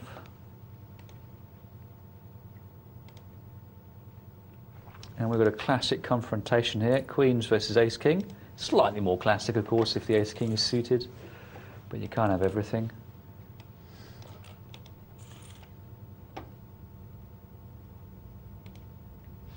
So Kev's hat is out. The dropping light flies. Here's a short stack now. Aunt said Diddy Diaz, and he's been short for a while. And again, we've got Ace King versus Queens, and I said the really classic confrontation is when you get the suited Ace King versus Queens, and no sooner have I said it, here it is. It's fixed, I tell you. Penelope is going to go all in, and Froggy Boy is a whisker behind. An absolute whisker.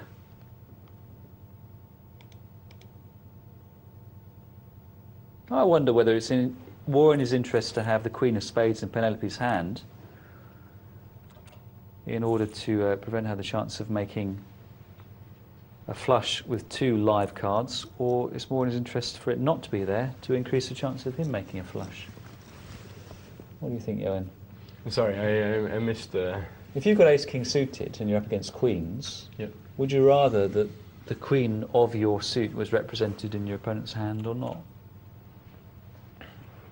I mean, the 2 ways of looking at it is, on the one hand, if you need to make the flush, you don't want one of your spades dead.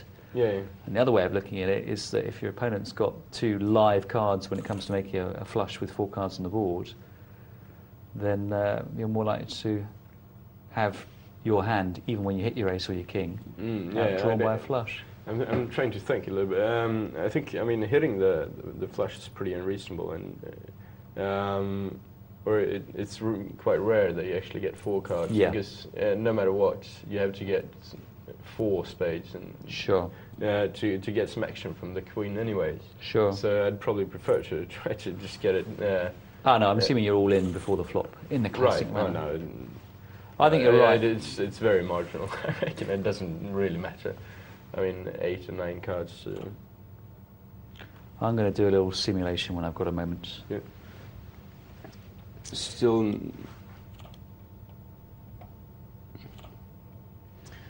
some problems with the site. Unfortunately, I don't really know what it is.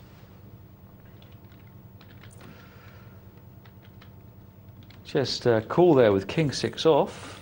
Interesting. Big blinds are adjacent in this, the big stacks I should say, are adjacent on this table, and the advantage is always going to be Philosophize there. Interesting call from Jacks.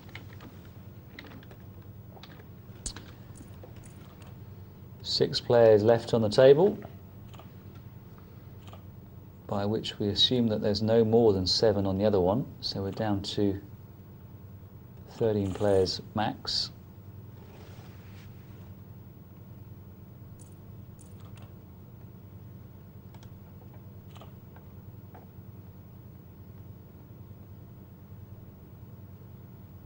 Jack's going to move here, I think. 600 maybe. 800, 800 it is. That will take it down.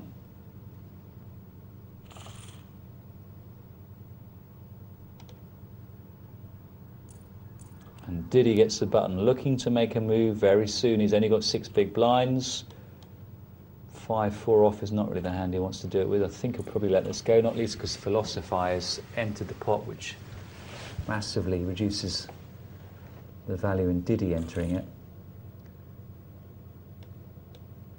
Froggy Boy, the dominated player there, moves ahead, catches bottom pair, and if he bets he can take it. Philosophy has no draw,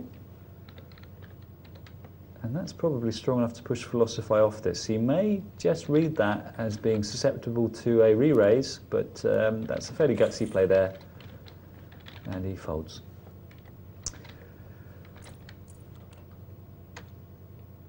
And Diddy going to move here? No, once again a player enters the pot and Diddy can't make his all-in steal.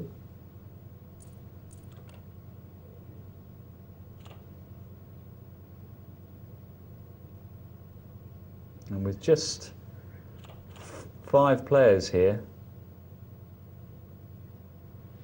those blinds are coming around very fast, and Diddy is going to have to move quite soon.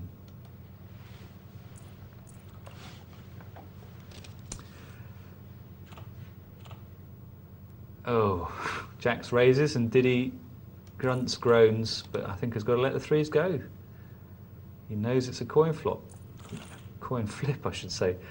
I'd have let it go. There's not that much dead money in there, just Philosophy's small blind. As it is, he's got the best hand of the 2, but I still would have let that one go. But it's fine. He's double through.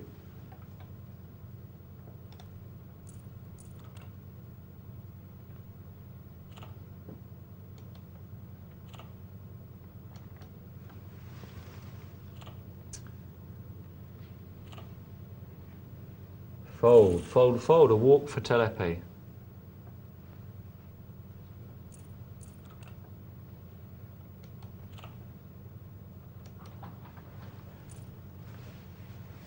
And he decides to come in there with the Jack-King suited. Interesting, it's true that Philosophy's call there doesn't look like Ace-King, doesn't look like Ace-Queen, doesn't look like Ace-Jack, so you may feel his cards aren't bad there. Unfortunately, he's been raised off it. I'm sure he must let this go. Never mind. Oh, he's called. That's a big call. Ooh, I really don't like the call there from Diddy. I really don't. He can't be sure he's not dominated by Froggy. I think he's mad to call there. Right, I'm back, Tom. You're back? Yeah, there seem to be some problems with the site there. That's just took too much time to solve itself. So I decided to quit for the night. Okay. Hopefully I'll get another chance to play against you all. I'd like to have had a chance to rebuild my stack, if not nothing else there. I had a bit of unluck against one of the players and then the last hands, and never got a chance to. Well, we'll see it all after the break. We'll try to and, rewind and have a look. Be happy to see and hear some of your comments on my play. Next week I'll give it another try, and hopefully we'll get to play a little bit longer then.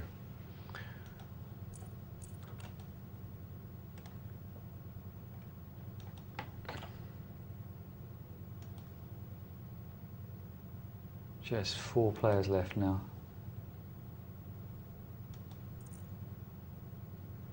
On this table. I guess that must mean that there's 5 on the other one.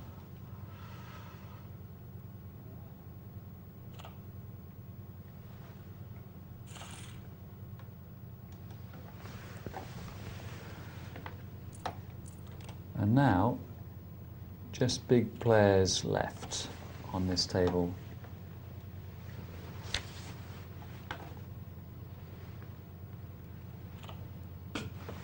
Right, we've got an email here from Mr. Giza, Oh yeah. And he said, I was watching a tournament final table on TV. A guy erased with the pocket queens, and Barney Baseman re-raised with the pocket deuces.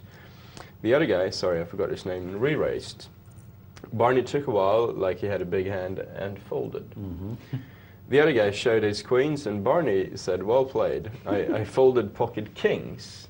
I thought you had aces. I know poker players always lie, but why would Barney want the guy to think he laid down the best hand?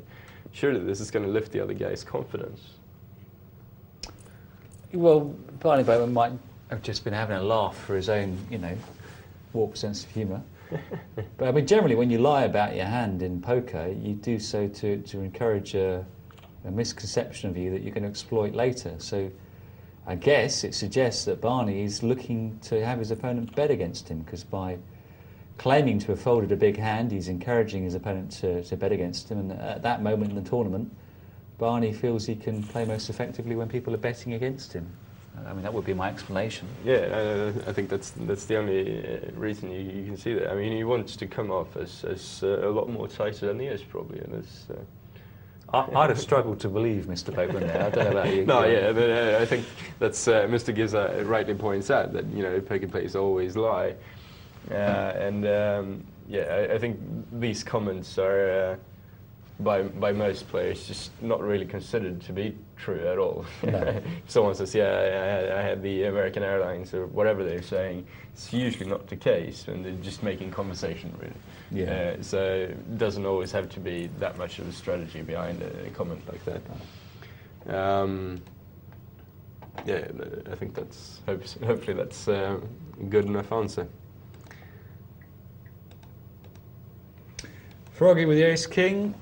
Just a little 3 times the tickler there. Might well get action in a 4-handed game. You don't need that much to play with. I'll be interested to see what the stacks are like on the other table. But we're going to take a bit of a break and have a little conversation with John. Before we do that, let's have a look at some emails. Go on here from Carl, aka Mac. Hi guys. He says, firstly, I would like to thank Dr. Tom for talking to me today at the Gut Shot about Raz and a few other things. It was great to pick your mind, he says. Well, thank you very much, Carl, aka Mac. I can't confess that I illuminated Carl greatly concerning Raz, because it's not a game I play for anything other than fun. Which is why I asked Johan earlier today how he felt about Raz, and he seemed to know even less than me. Yeah. So we don't do it, basically. But he goes on to say, with regard to playing for free, the Gut Shot has free rolls to the World Series of Poker every Monday with rebuys. Aha, so this could be a good place to start for Nicola. I'm working this out in my head as we go along. I guess what Carl is saying there is that you can sit down for free on the first buy-in, but then if you bust out, you pay to stay in, which is quite a good idea, isn't it? Yeah, I think so, yeah. And I don't mean, because if the rebuy is free as well, it's supposed to be an endless game. It's a bit difficult to get a ticket. About the aces, says Carl, I was watching the William Hill Grand Prix on Sky this week, and the Unabomber, I'll say that again, the Unabomber showdown against someone else's hand, and they both have ace-ace. Okay, so there you go. It happens. It has happened, and probably will again. We've got a few questions here from Carl, but we're going to have a look at those after the break, because it is creeping up on us, and we have got to have another little conversation with John over in our sister show, Canada Poker Night Live. But after the break and talking to John, we're going to have a look at your game, Johan. How did you think you fared? Well, I think I didn't make too many mistakes, and I had a bit of bad luck, so I ended up with roughly half the stack. And then, unfortunately, there was something wrong with the connection there, so I didn't get a chance to repair it. But we'll have a look and see if we can spot something, and something that I could have improved on, and perhaps even the other players. I look forward to having a look at it. We'll see. It's always interesting to have cash game play as well as tournaments, but we're going to have that quick conversation with John now. So stick around for that and more Poker Night Live.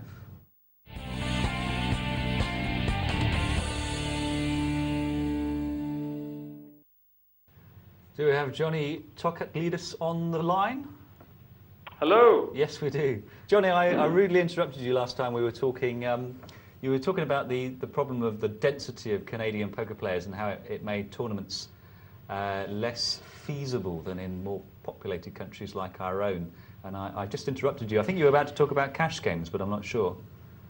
Well, that's no problem. I don't mind the interruption. When you're British and you say it with an English accent, it never sounds rude. Ah. How far can we push that, I wonder? Not very far, I don't think. So it's mostly cash games in Canada? Well, there are a lot more cash games available for poker players. I'm in Toronto. It's the most populated city, as I was mentioning, and there aren't really any casinos around here that would have poker tables. So most of them would be underground games. If you want to get to a cash game, you've typically got to drive about an hour to an hour and a half out of the city. As far as the tournaments goes, because that's what you were initially asking me about, you've got to go quite a ways to get a large tournament that's sort of part of some kind of poker tour. Usually it'll hit a number of different cities over a long period of time. But there are a number of cash games. If you want to play no limit, you've got to go to Niagara Falls, in a legitimate casino. If you want to play 5, 10, 10, 20, or 20, 40 games, then you go an hour out of Toronto to Brantford. And there's a couple other ones that are in the vicinity, but it's difficult to live that lifestyle traveling all over the place to play when there's games available in a number of clubs in the city. Sure, and of course the internet. It must be hard to drag yourself away from the internet to go out into the freezing cold to drive 4 hours to play in a tournament and then find there's only 3 people there. I think that's why it has really grown in Canada, the online poker craze. That's a good point. I mean, people don't want to go in the cold. The driving is difficult in the wintertime, and so if you want to play, you can play online. And how's it been going for you recently, Johnny? If that's not a rude question, I know it won't be rude because I speak in my charming British accent, but how are you getting on in your cash games at the moment? Seems to be going all right. Last week was pretty good. I've been playing in some step tournaments that are offered on an online site, and I seem to be finishing in the top 2 or top 3 usually, so I can move on into the higher steps. The sit and goes and the no limit game are both going, pretty good. I mean, it's sort of a steady, small increments, small increases. I'm not looking for, necessarily one big jackpot win, just some steady profits. And do you consider yourself to be primarily cash or multi-table or a sit and go specialist? I would say no limit and sit and go are the primary games that I like to play. At least online.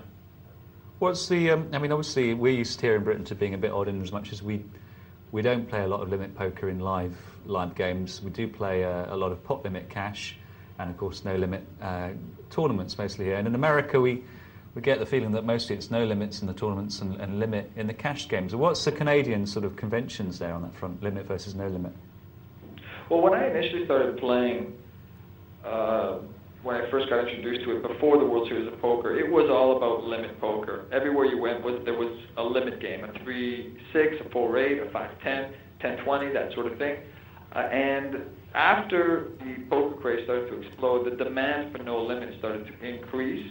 And so I saw a lot more no limit games opening up, new clubs opening up. The casinos started offering no limit, just from demand from the poker players. Tournaments also have increased substantially from that time. They weren't really something that people considered. It's not really a profitable game for a house that would host a tournament in comparison to a limit game, which will take a rake off of every pot. And so the tournaments were few and far between. Now, what I'm finding is that people that will host tournaments will manage to bring in a great number of people, and then they'll host a limit game after, so that they can, at that point, start making their profits. Sure. If you've driven so far and dodged mooses on the road to play in a tournament, and you get knocked out in the first hand, you're probably going to sit down in a limit game. Johnny, we're going to have to leave you there. I will catch you in a bit for a little chat further down the line. Okay.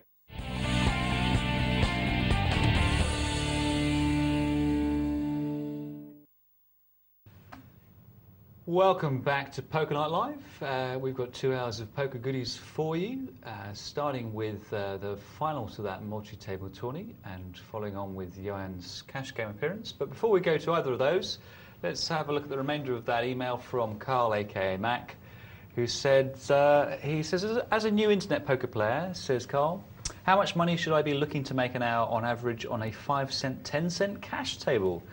That's a good question. I've not played those stakes. Neither have I, but I think the poker theorists would say, you know, it's somewhere around 8 to 10 big blinds, something like that. But in reality, I think what do they know? I think in reality it would be very disappointed if you came out with 80 cents after an hour. You know, like, that's a limit. The way you can afford to play more aggressively and come out with a couple of dollars at least, I think.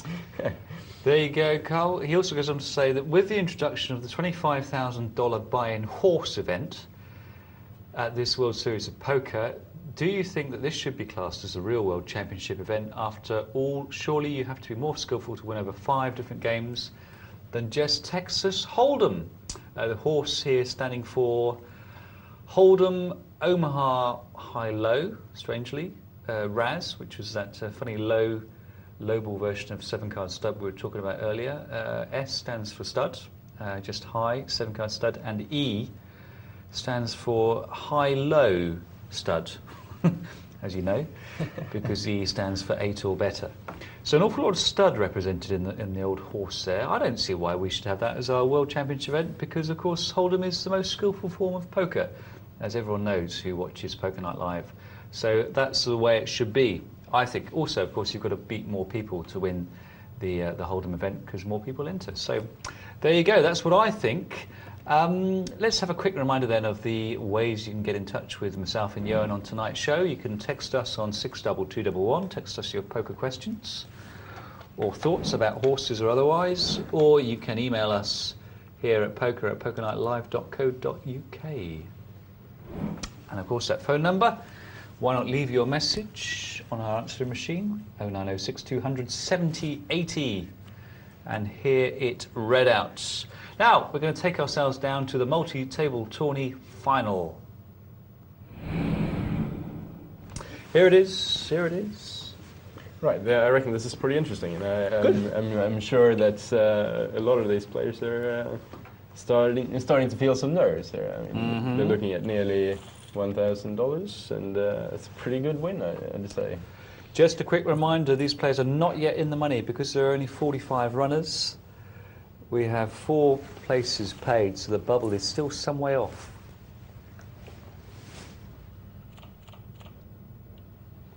But this is the last table now, isn't it? Yes, it is. All right, so we don't have to worry about any other players doing anything. We can just focus on these. And we've got the leader of the flock is Philosophy with 16,000, which is pretty good. I reckon that the blinds are still quite low. Most people have got around 10 grand. And none is really threatened by the blinds here, 150, 300. So we still they still have the room for a lot of good play. They don't have to take too much chances yet. But you can just continue trying to play a good, steady poker game. So I think it will take a while before we see any real big chances taken. A lot of players will probably try to take it a little bit easy, build their stacks slowly rather than taking big jumps.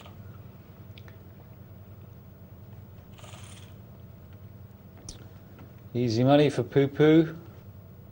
And no point hanging on here, you've got acquired chips. Can do it slowly or fast, but hoping to drift into 4th place is not an option. That's way away. And normally with these big multi-table tournaments, you get a fairly gentle, graceful transition from being out of the money and into it.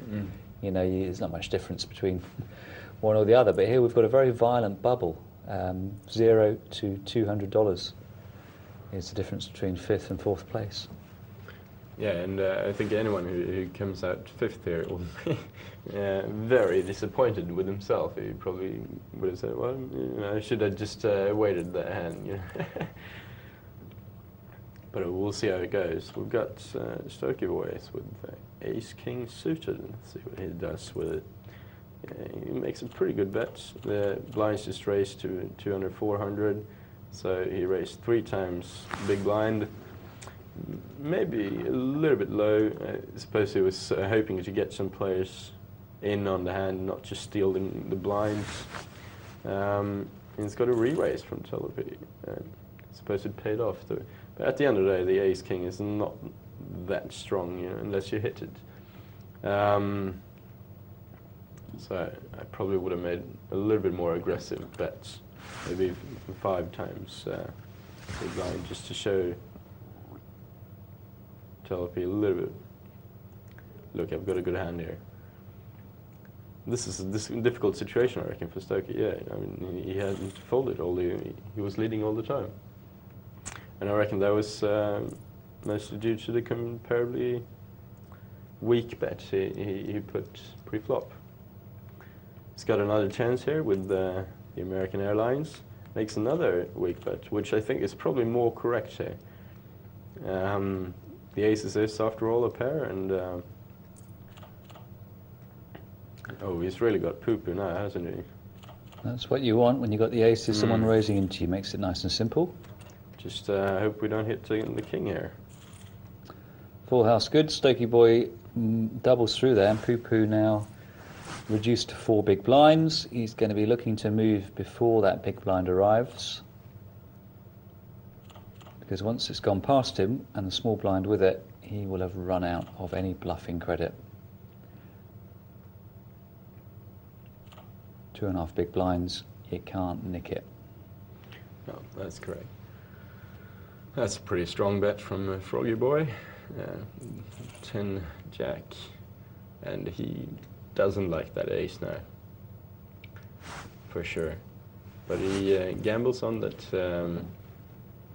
Stokie Boy didn't have the ace, got a raise and folded quite rightly. I think that's probably the way most players would have played that hand, don't you think? Try to feel the opponent out, and Stokie Boy answered with a raise, and then it's just folding.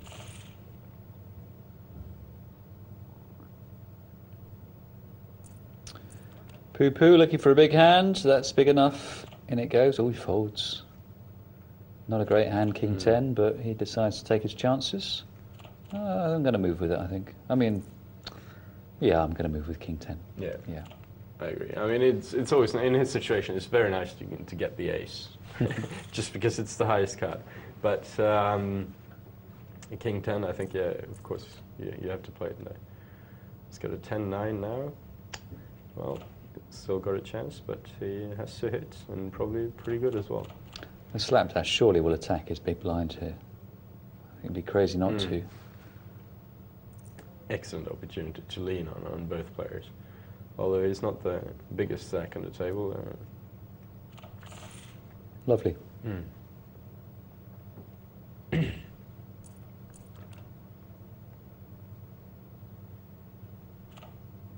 King 10 abounds. Still pretty rubbish even when it's suited.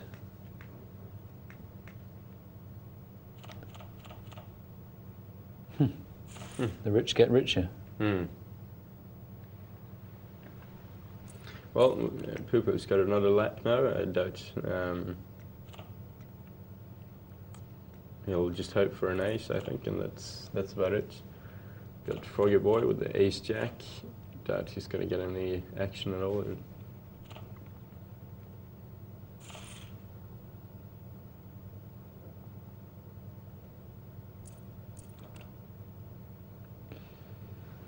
In a situation like this, it could be pretty frustrating to be the dealer on a live game, actually. You sit there and you shuffle the cards, and all that happens is that someone makes a pre-flop raise or bets, and everyone folds, and you have to start over and happened 10 times in a row, you know, without anyone actually seeing a flop. And it's a lot of work for the dealer. Not that that should influence your play or your game, but...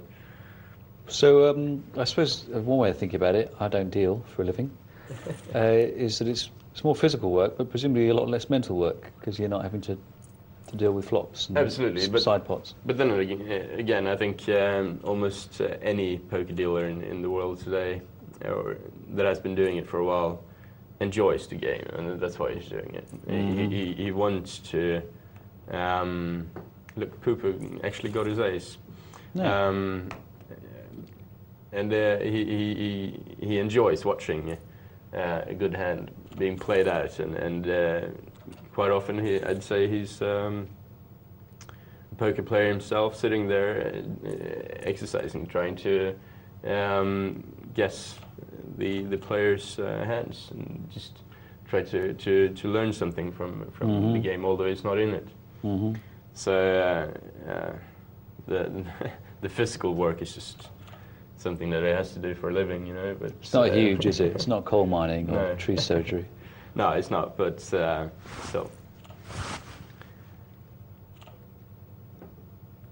Double through, or was it triple through actually? I think from Poo-Poo. Yes, it was there. Mm.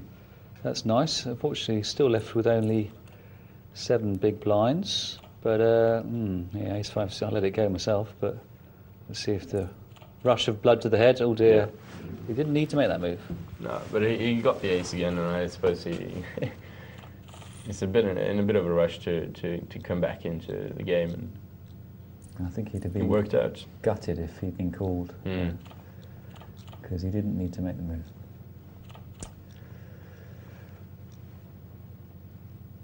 But then again, I mean, assuming that he got called by King Jack like this one, for instance, he'd still win, you know. And that's the power of the ace. Yeah, he's going to get called by it though. I don't think so. I think he's going to get called by a better hand. Yeah, small ace is out of position. Yeah, it's difficult.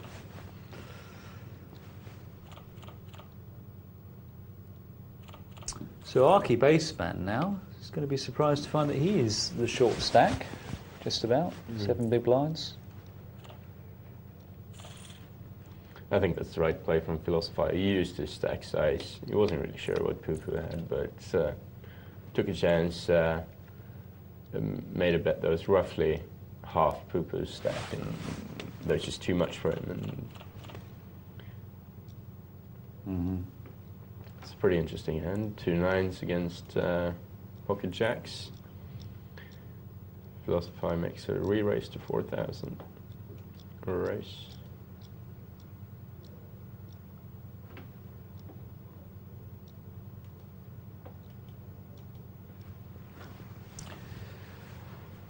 Telepy folds that. I think that was a pretty strong fold, actually. It's pretty good play from Telepy, managing to assume that he actually had a higher pair.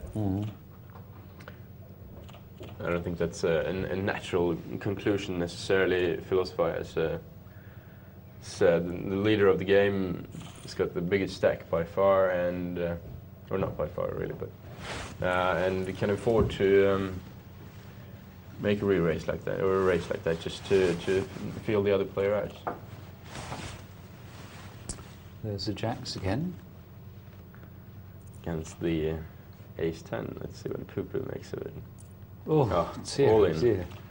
He just doesn't need to make these moves. How far ahead can you be with the ace 10? He's got lucky.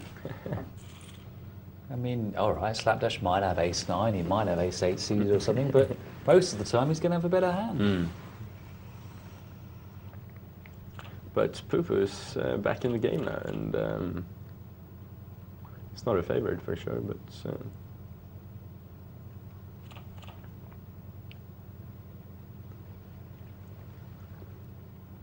Slapdash has been nobbled by that one.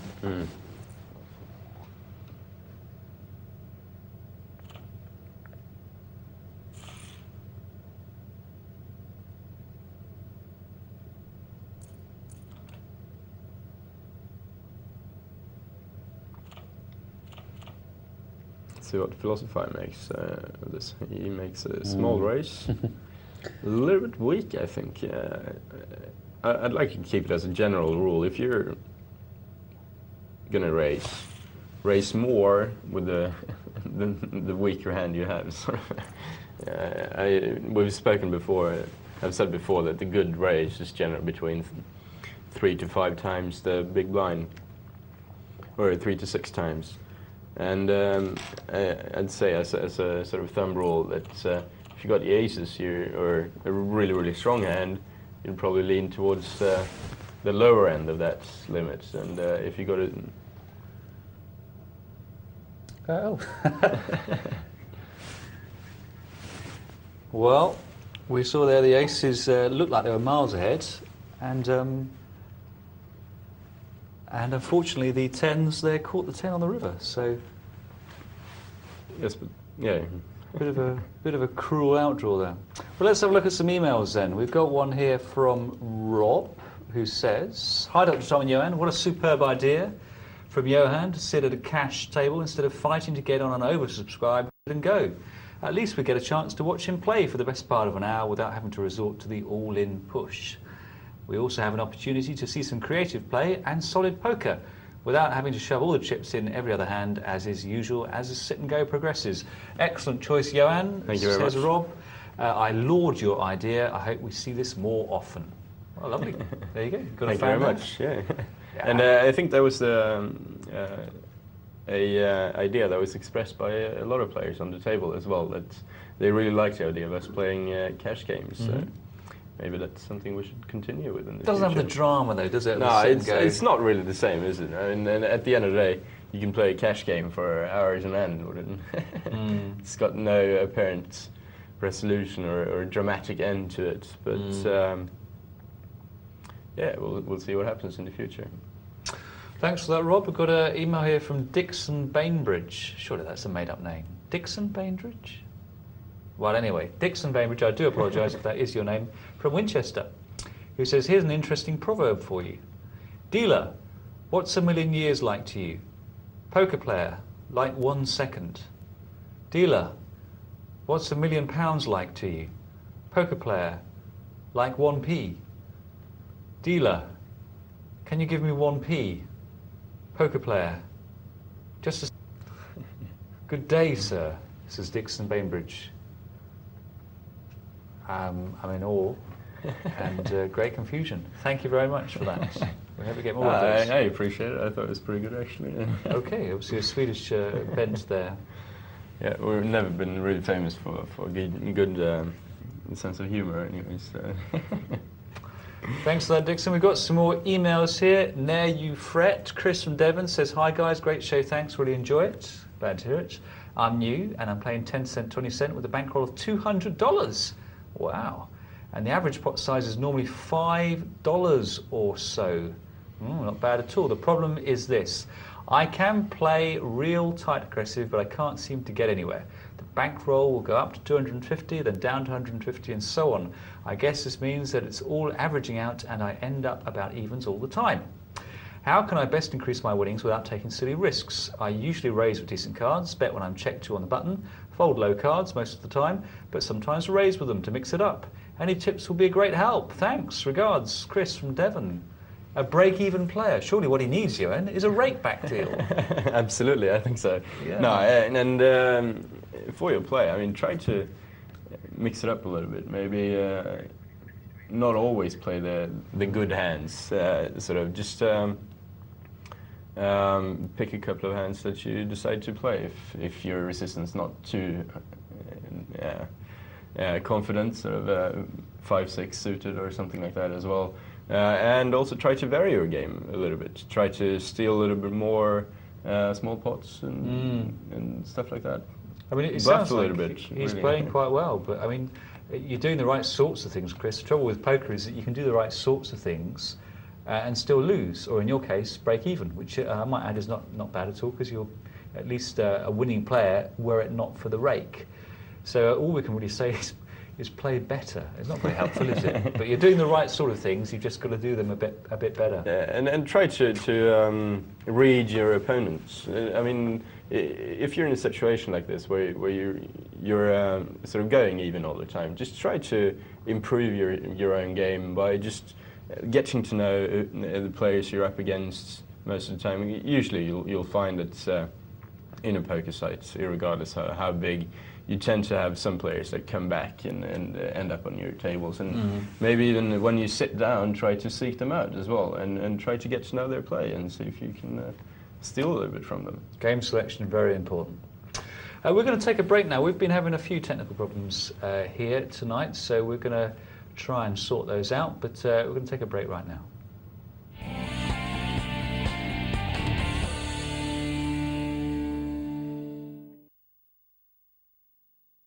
Welcome back to Poker Night Live. As you can see, we were having a few technical problems there, but I can assure you that we have sorted them out, so no one's going home early.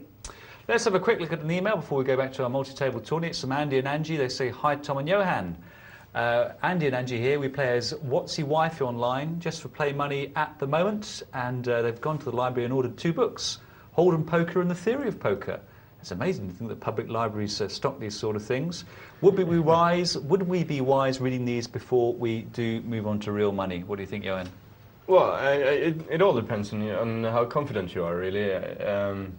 I definitely suggest you reading the books and even try to compare different authors, perhaps in the future as well.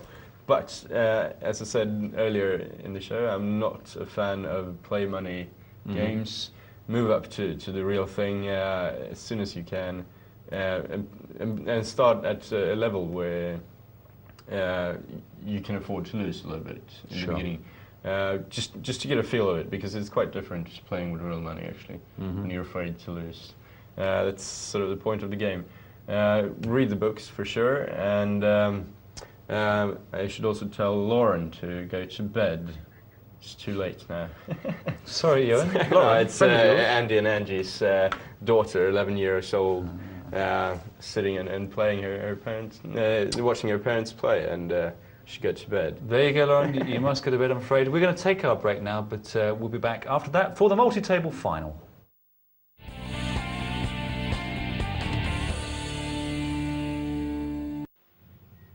Have we got Johnny on the line? Hello.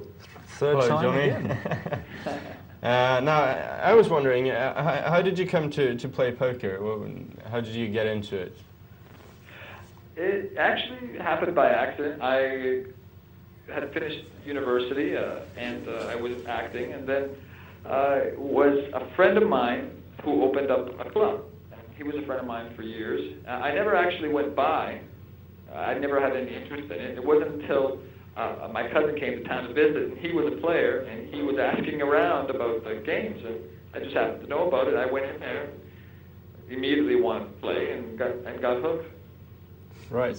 And have you gone professional, or have you sort of kept it as a leisure activity? Well, it's sort of in between, I would say. At times when I'm not, I mean, I am an actor, so at times when I'm not actively working, I'll use poker as a way to support myself. And now, working on Poker Night Live, I could say that, well, it is my profession right now. And what about, I heard you were writing a screenplay. Any poker in that? Well, I have a couple that I've written. One is a screenplay that is based on my character in another, and my character is a poker player. It's not the central theme of the screenplay, but it is a part of it. But a second one that I've written, actually for the radio, and we were thinking of approaching the BBC with it. We've already approached the CBC with it here. And it is a radio script based on the underground club that I once worked at, and sort of the goings-on, you know, the wee hours of the morning, finishing the game at 12 in the afternoon, and hearing the birds chirping and thinking it's the worst sound in the world at that point. And how do you get, I mean, to an audience who, presumably a large part of any radio audience is not going to know how to play Texas Hold'em, it's hard enough to portray it interestingly and accurately on screen, but surely on the radio it's going to be even harder to get across the drama of a flop. Well, it's been very challenging. at this point, and it is difficult to put that across. In some ways, we don't have to spoon feed it, but just before that, I mean, we are kind of trying to explain what's happening by voice, but it's really based largely on the characters that are in a club, and that's what is the pull of this drama. The characters are so unique, and how they react, once the time continues to pass and the money is lost, that comes across very powerful. Right. What do you think of the general sort of record of, say, of Hollywood of representing poker credibly and keeping the script interesting? Pretty good? Pretty bad? I think it's been pretty good thus far. I think you could put more out there, but it's very difficult to put it out there well. Obviously, there are some good films out there. They tried to come out with a series called Tilt, which was supposed to be about the workings of an underground casino, but specifically a poker game, and it was with Michael Madsen. It was brutal. It was horrible. They tried to over-dramatize it, and they didn't take the reality of the situation. It's horrible, isn't it? But some of the classics obviously are help to boost the popularity of poker. I don't know about. It's a funny thing, poker. I mean, it seems dramatic to me as a player already. It doesn't need the sort of drama that TV producers and film producers feel the need to put in there. But I mean, I think the record hasn't been all that good for poker. But what was Matt Damon's movie? For some reason, now that I'm on the radio, or on the phone, it's escaping me. It was the Rounders. Baseball. Oh, no, that's it. Rounders. Rounders. That's right. No, I agree. There was a real high, I think, as well. Whereas Mel Gibson's Maverick was the real low, wasn't it? Yeah, I guess I don't really consider that. I'm thinking of Rounders specifically. Really, it's every poker player's favorite movie that I know. It just so well represents, someone who feels they've got a skill and they're very intelligent. Yeah, it's the best so far, I think. Still a few things there that you could pick them up on, but they did try at least get across the idea that these people were playing a game of skill as opposed to just getting a climactic final hand. Johnny, unfortunately, we're going to have to love you and leave you. Thanks so much for speaking to us. We'll catch you very soon. See you later, Johnny.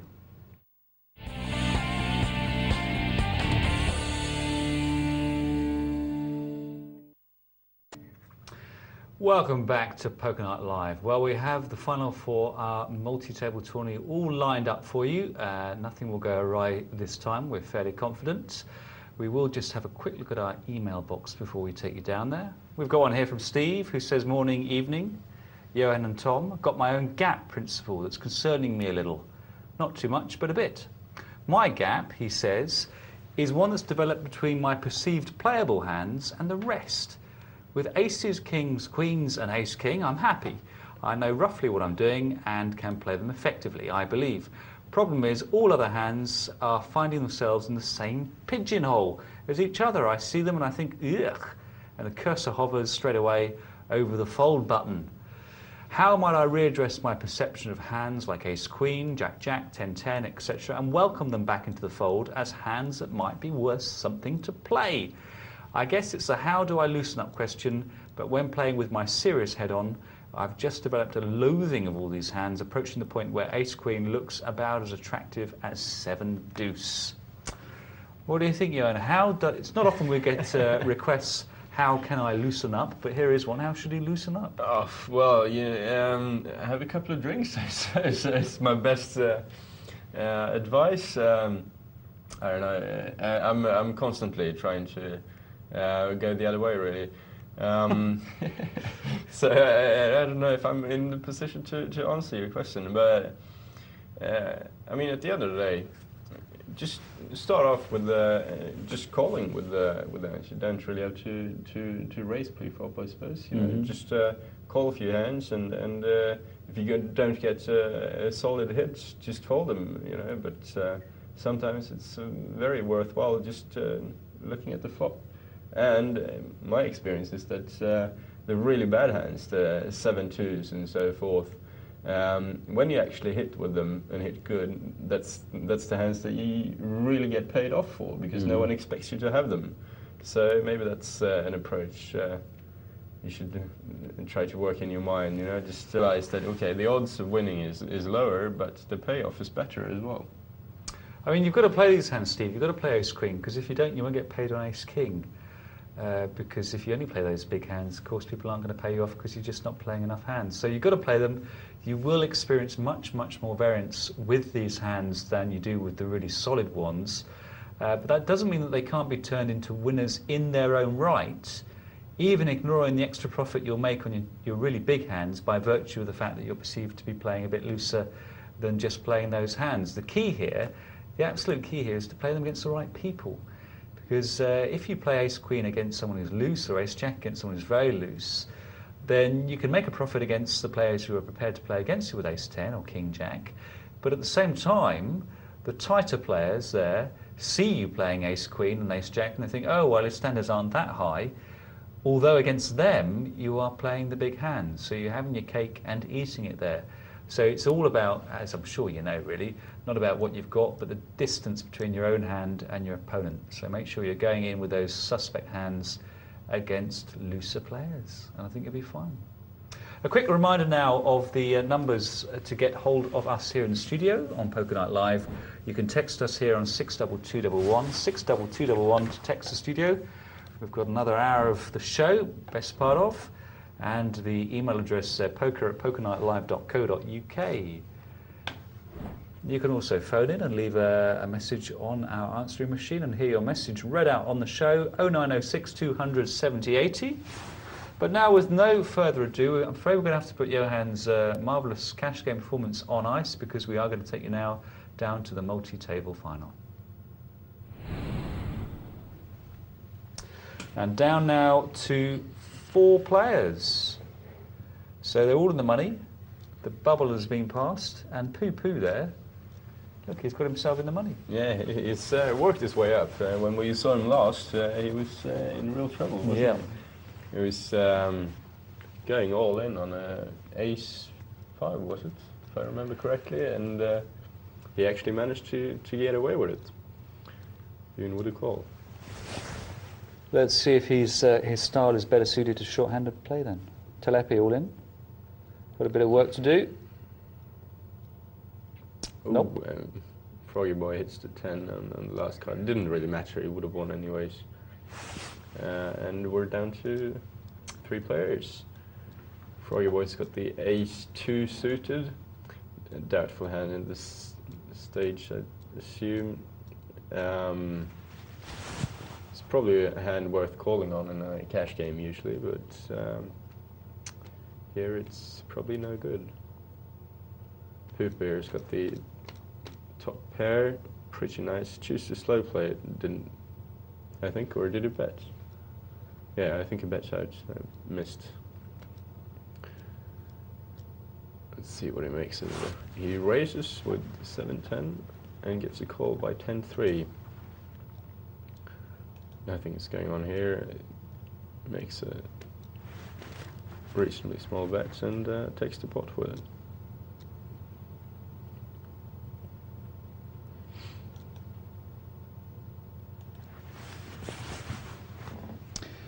All these players are guaranteed $294 return on their investment of $11, because that's what third place gets paid. But next place up is 588, so a big jump there. Best part of doubling your money. Absolutely. And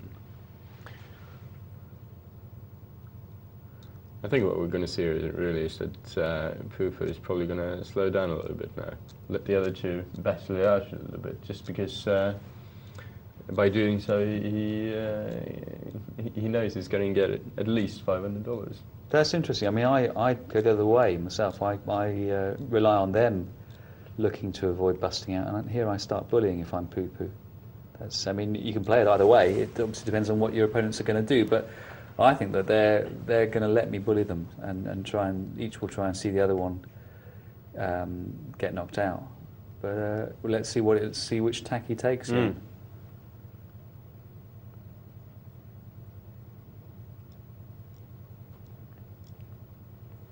Well, they're certainly giving him a bit of respect. Yeah, absolutely. And I think that's something that they have to do as well. They can't very well go up against his stack without knowing that they've got something to back it with as well. Yeah, look, they're like Stokey Boy really didn't want to play those queens, particularly for a flop. He was happy to take the blinds there. See what happens here. Ace Queen. So a pretty strong hand in this situation. And no one wants to play with him.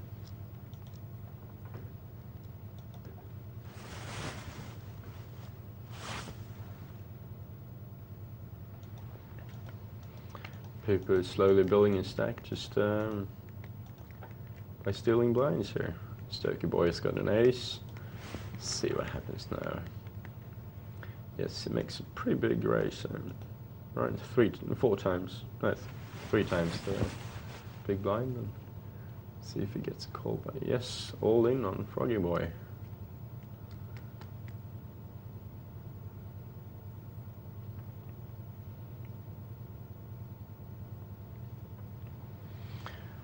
So who do you reckon that Poo Poo is gonna last here? Yeah. I think so as well. I think he's a big favourite at the moment.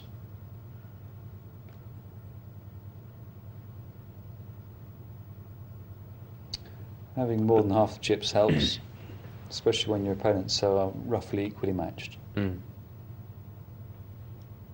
But then again, just one all in on the and the tables is turned, isn't it? Well, look, Froggy Boy calls that one in. He's caught his 4. He might just check this now down to the river. I wonder if he would call a raise, though. Poo Poo's lost interest in bluffing. Oh, maybe I might revise my estimate there. I just got that feeling from Poo Poo that he is actually taking a step down now. He's been playing pretty aggressively earlier on in the tournament, I think, and I think he reckons that he's taking a lot of risks and now can afford to just sit back and wait for the momentum to come to him rather than chasing them.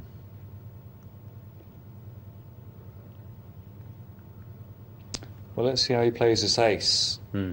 Froggy Boy might be in a bit of a belligerent mood. I think ace-9 might be big enough for him to play here, maybe come over the top. Keep this simple.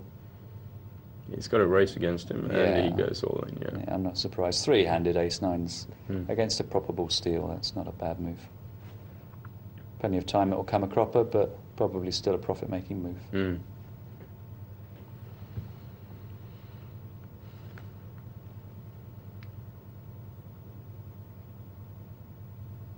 So Froggy Boy just slowly climbing up. He does, yeah. He stole roughly 8 grand from Poo Poo there, and in a couple of hands. And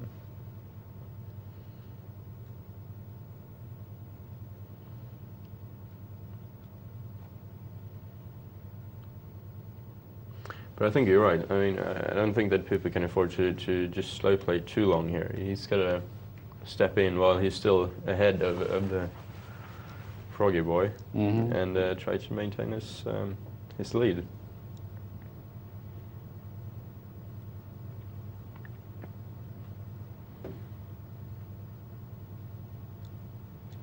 I wonder when those blinds are going to double, 800, 1600, but not that long before they go up, I don't think.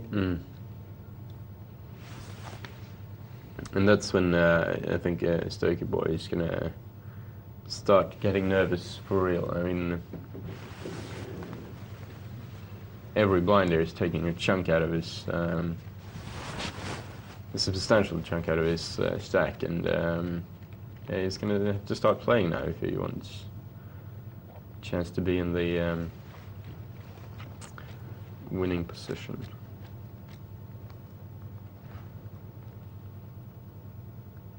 Oops. I think this might be it. Yep, committed himself, and that will take it down. Unfortunately, he didn't get anything he wanted to play him. I think would have been quite happy to see you call there.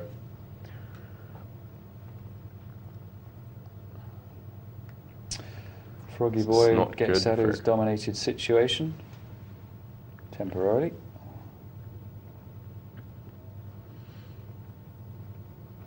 Stokie Boy now in trouble.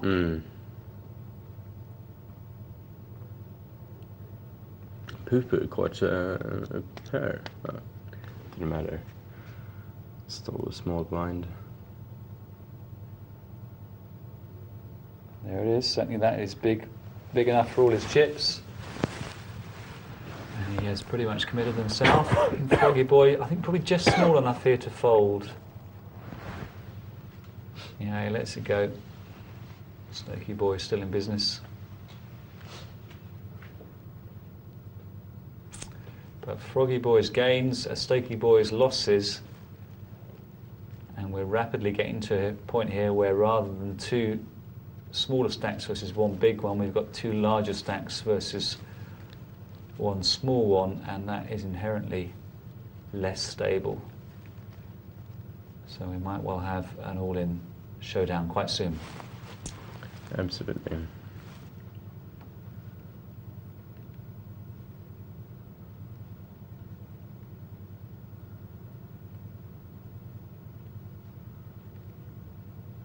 Oh, is he going to get a walk? No, he's not. Froggy Boy keeps the pressure on. And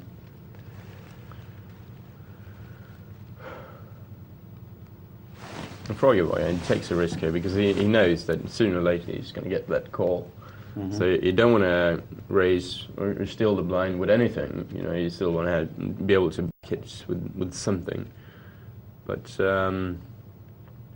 Stokie Boy is getting increasingly desperate here. And the blinds have just increased. So he's now in a lot of trouble, and they may just call him down here and check it to each other. Yeah. Oh, this is it. I think Ace Queen is not going to be able to. Oh, and he didn't get to play it. Isn't that sad? Eh? Well, he gets to play this one. In he goes, all in, and he's going to get a fold. So he's on the mend. Back up to 6 big blinds. He's got a bit of room here just to push people off it. Not much room to play much, but he's got room to not get a caller. But those blinds just eating away at him. If he lets the big and the small blind go past him again, he's back where he was, 9,000. Right, the King Jack, I think he's on the big blind. He's already committed in a sense to the pot. So this is see if we get any action from the Jack. Froggy Boy must be tempted, probably thinking he's going to have live cards against a call, but no, he lets it go. Right, but Stokie Boy is getting some hands here, and I think we might see some action on here.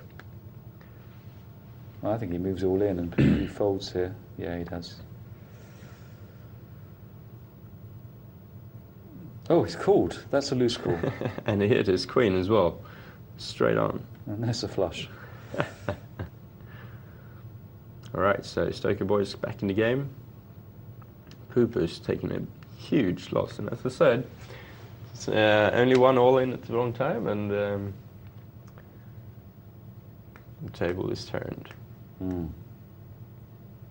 Poo-poo, suddenly the short stack.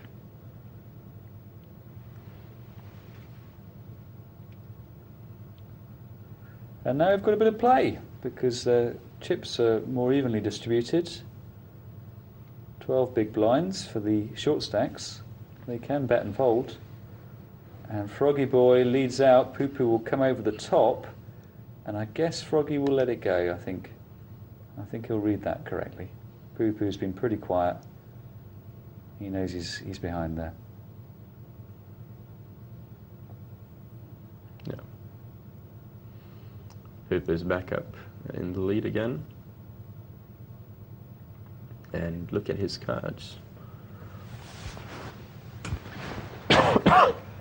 Just a quick reminder of the prize money. Tonight's $2,000 added game, terrific value. They're all guaranteed 294 because that is the third place prize. So that's the minimum they can get. But second place is $588 and top prize $980. All in return for their investment of $11 to sit down in the game. So not bad at all. Well done, boys and girls.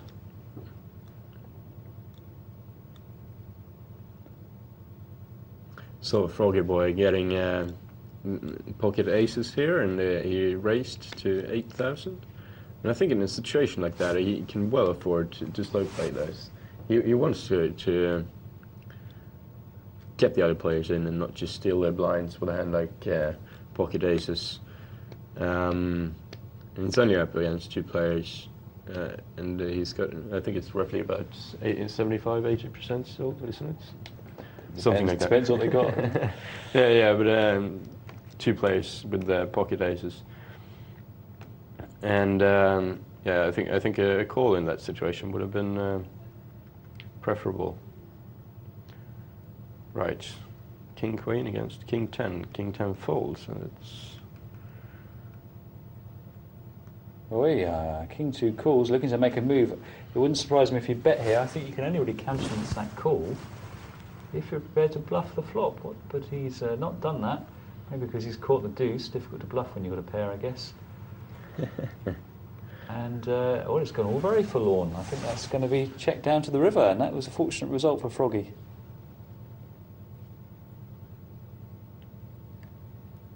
And he moves here again. No doubt about that. He can make a big bet here because there's a reasonable chance that he will get called by a worse hand, and another reasonable chance that his opponent will fold. So 2 good reasons to bet. Stokey Boy going to move? Nope. Down to 8 big blinds for Stokey, and that's the hand he wants, and it goes. Absolutely no other way to play that hand, to my knowledge. I'm not sure why he was looking for a caller there. Maybe he was trying to get ace-6 into bed with him, but pair of kings. Oh, and Froggy Boy just made the mistake of the day, I think. Oh, that's a bit harsh, Johan. He can't see the kings. No, of course not. But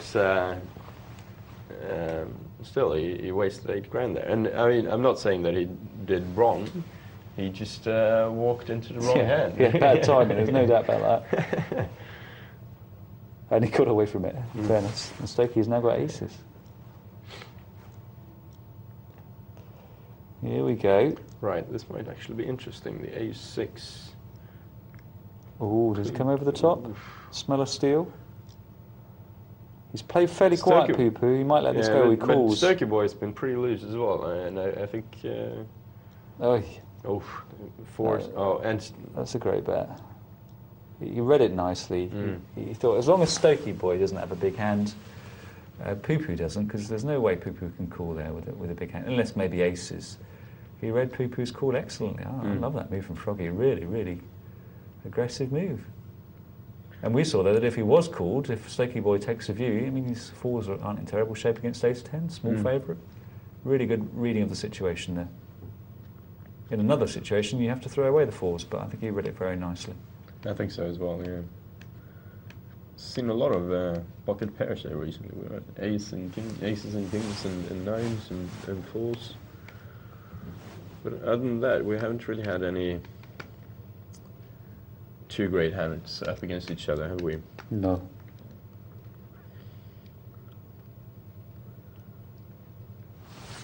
I suspect that the blinds would go out pretty soon again.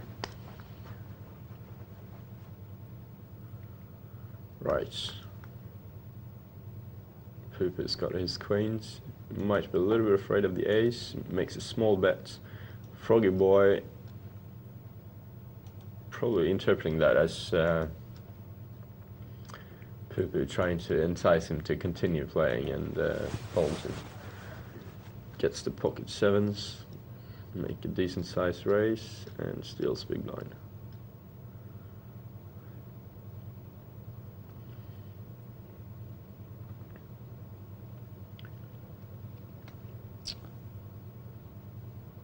Nine big blinds.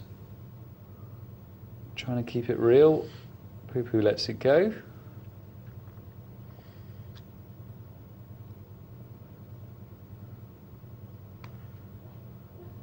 And Poo-Poo in danger here. Oh, he's made it small enough to get away from it. What does Froggy Boy do? Flat call? Retaining his position? Yeah, that's what he does.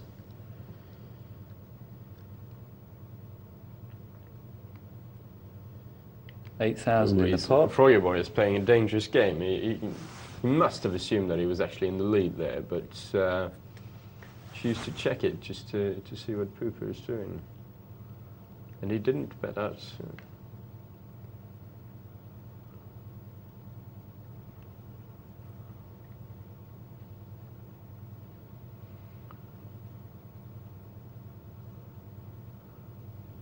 Fold, fold. Don't think Stokey Boy will get involved with that. He's got chips to play with.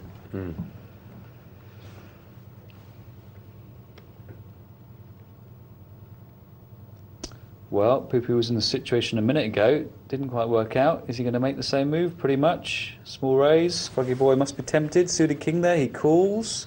And he's made middle pair up against the flush draw. This could all go off. This could all go off. I think with the ace and the flush draw, Poo-Poo's looking to put in a semi-bluff here. Oh, he's got the flush. Don't know if Froggy Boy is really intimidated by this. He's probably more afraid of the jack. See if... Yes, he puts in a small bet. Or small, it's about 4 times the blind. Now he's got to be fearing the flush. That's pretty unfortunate for Poo-Poo. I think he would have been much happier with 3. Yeah. He makes an all-in, and yeah, Froggy Boy folds.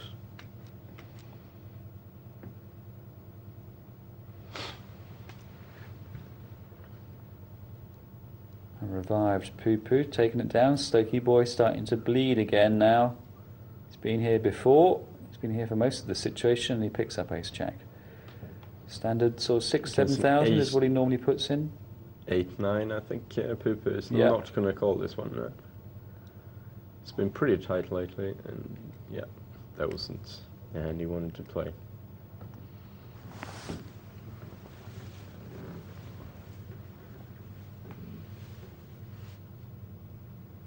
Now, he fancies making a move here, pretending they've got a jack. Poo-Poo does. Very nice. Very nice indeed. And he's got his chip lead back.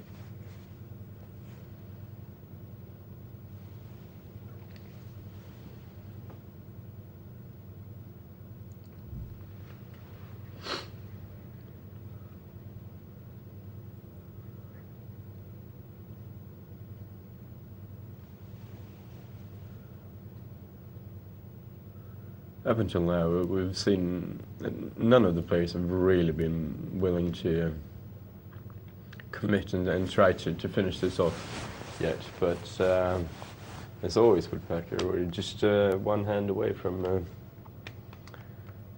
having the final 2. At least no limits.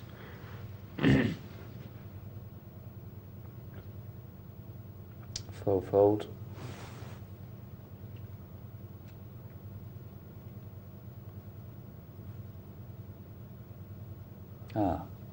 Here we go. Now, I don't see that Froggy Boy is going to be tempted to call with Queen 5, but Poo-Poo with his... He might get away from this. It's just because Stokey's played so tight. Yeah, he puts it down.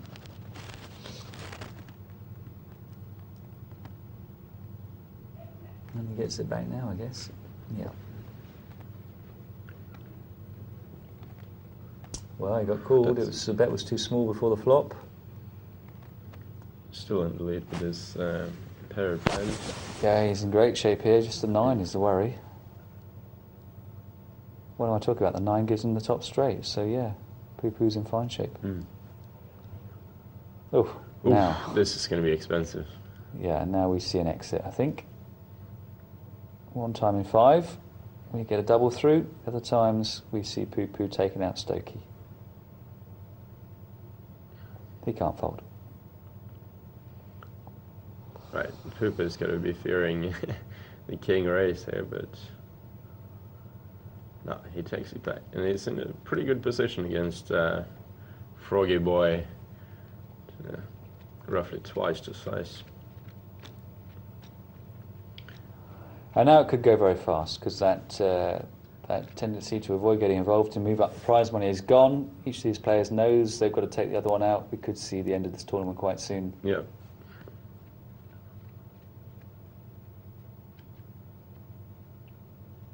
See if Froggy Boy decides to steal the blind. He doesn't get it. He doesn't hit on the flop. It's probably not the hand we're going to see.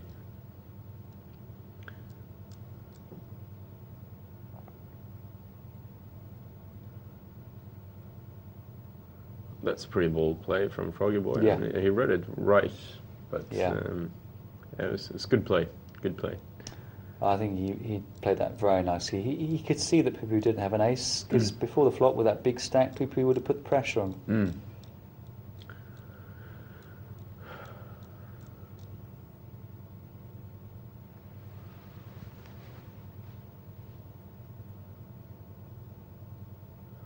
I don't think this is the hand we're going to see. Be the last hand. Do you know, in my first tournament, the first tournament I ever played, I actually went all in on 3-6 offsuit. Oh yeah? Did you misread your hand? You thought it was 3-8? No, absolutely no. It was basically, I had the big blind, and there was roughly 2/3 of my stack, so I just decided to push in and hope for a fold, and well, I didn't get it. I didn't get the fold, but I actually hit the full house. Very nice. Yep, that's how it goes sometimes.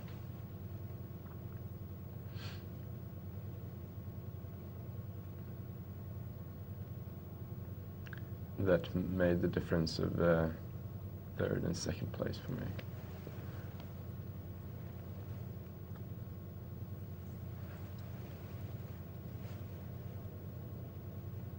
Go on, check it down. Strong play. Wow, Pupu calls, so now he's committed himself. Well, rightly so, with the pair of jacks. Froggy Boy hasn't really got anything either. Desperately needs a hit. And he folds.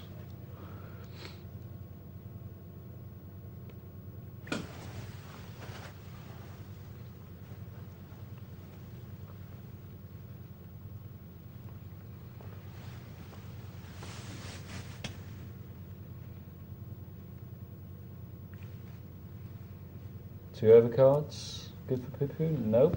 Cut shot is good for Froggy Boy. That will take it. He's clawing himself back in.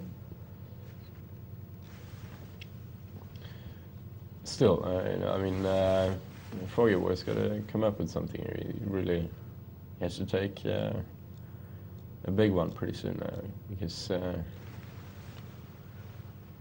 Pupu's eating away slowly but steadily.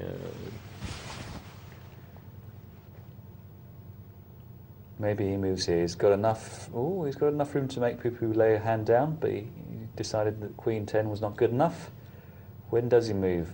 Maybe that's the ace he's looking for. He's probably not going to get a call from the 7-2. That's just a little bit risky to call with, don't you think? Yeah.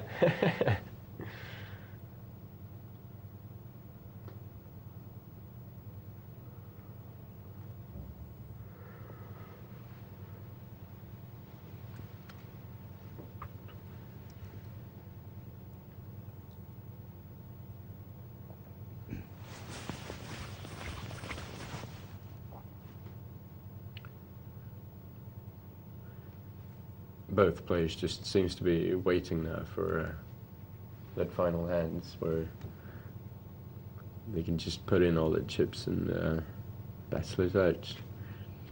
Nice move.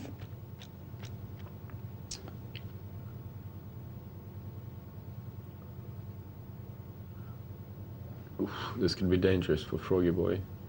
Yep, Pupu just calls.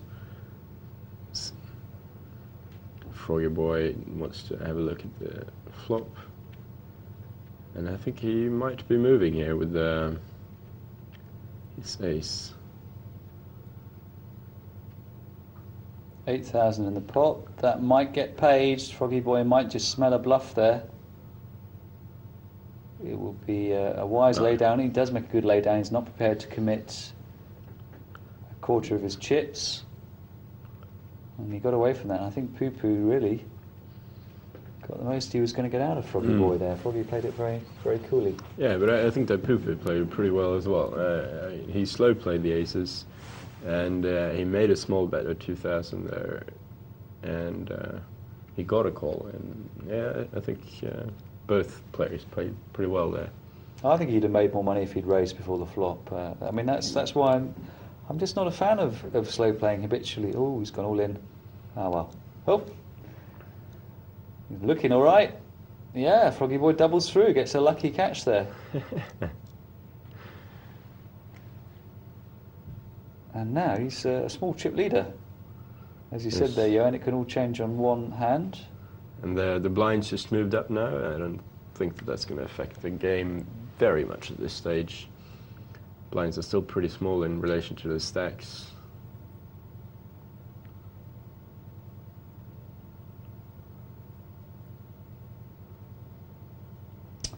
And there's a raise. Just a small one. He's giving Froggy a nice chance to look at the flop in position. I'm surprised by Poo-Poo's move there. I think it's a bit small. Yeah, especially checking over to Froggy Boy as well on the flop. And really giving it away. I mean, odds are that Froggy Boy's not going to hit anything anyways. And so I think at least a small bet would have been in order there.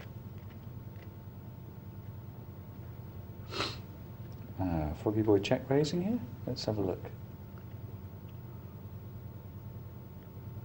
Maybe 10,000? 12,000, yeah, that's about what I'd probably make.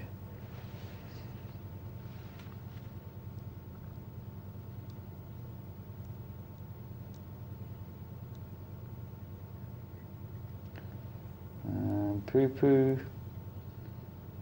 now down to 8 big blinds, fewer. And what does he make of that? Yeah, I think he reads it right. That's not a trap. That's an attempt to see a cheap flop. Well raised there from Poo-Poo.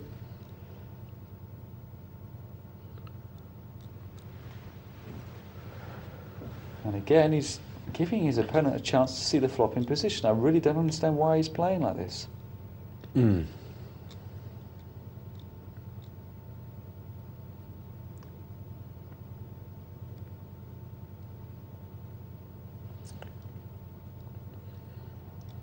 Stealing the big blind here. And I think this is what Froggy Boy's got to do, you know, just keep on leaning on Poo-Poo and taking the blinds and be happy with that, you know. Because every time he steals a big blind, the difference in chips increases by 6,000. And that's pretty substantial at this point.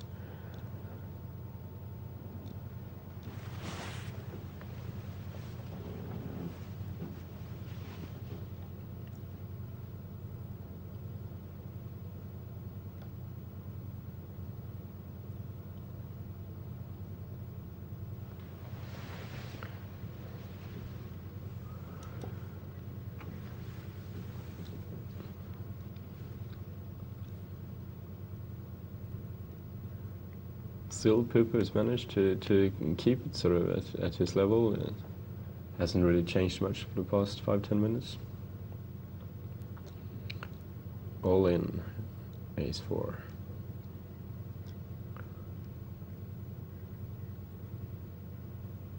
Right, I think this is it, isn't it? This is it. Small raise to 9,000. Call. Only by Froggy Boy. Let's see what happens here.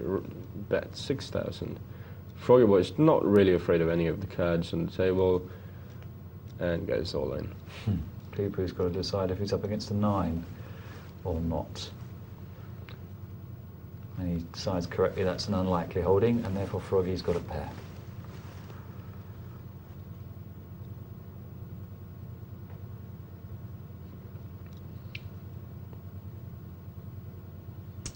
Trouble now.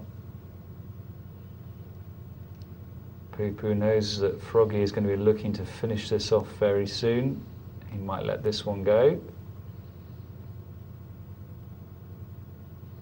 6,000 in the middle, he's got 16. And that's interesting bet. I wonder what his logic was. He takes it down. It's probably just a little bit of nerves. Very easy. Oh, no, I'm sure he had a definite plan. I can't believe he's gone this far and become nervous. Well, it can happen the best. Now he's going to move though. Yeah.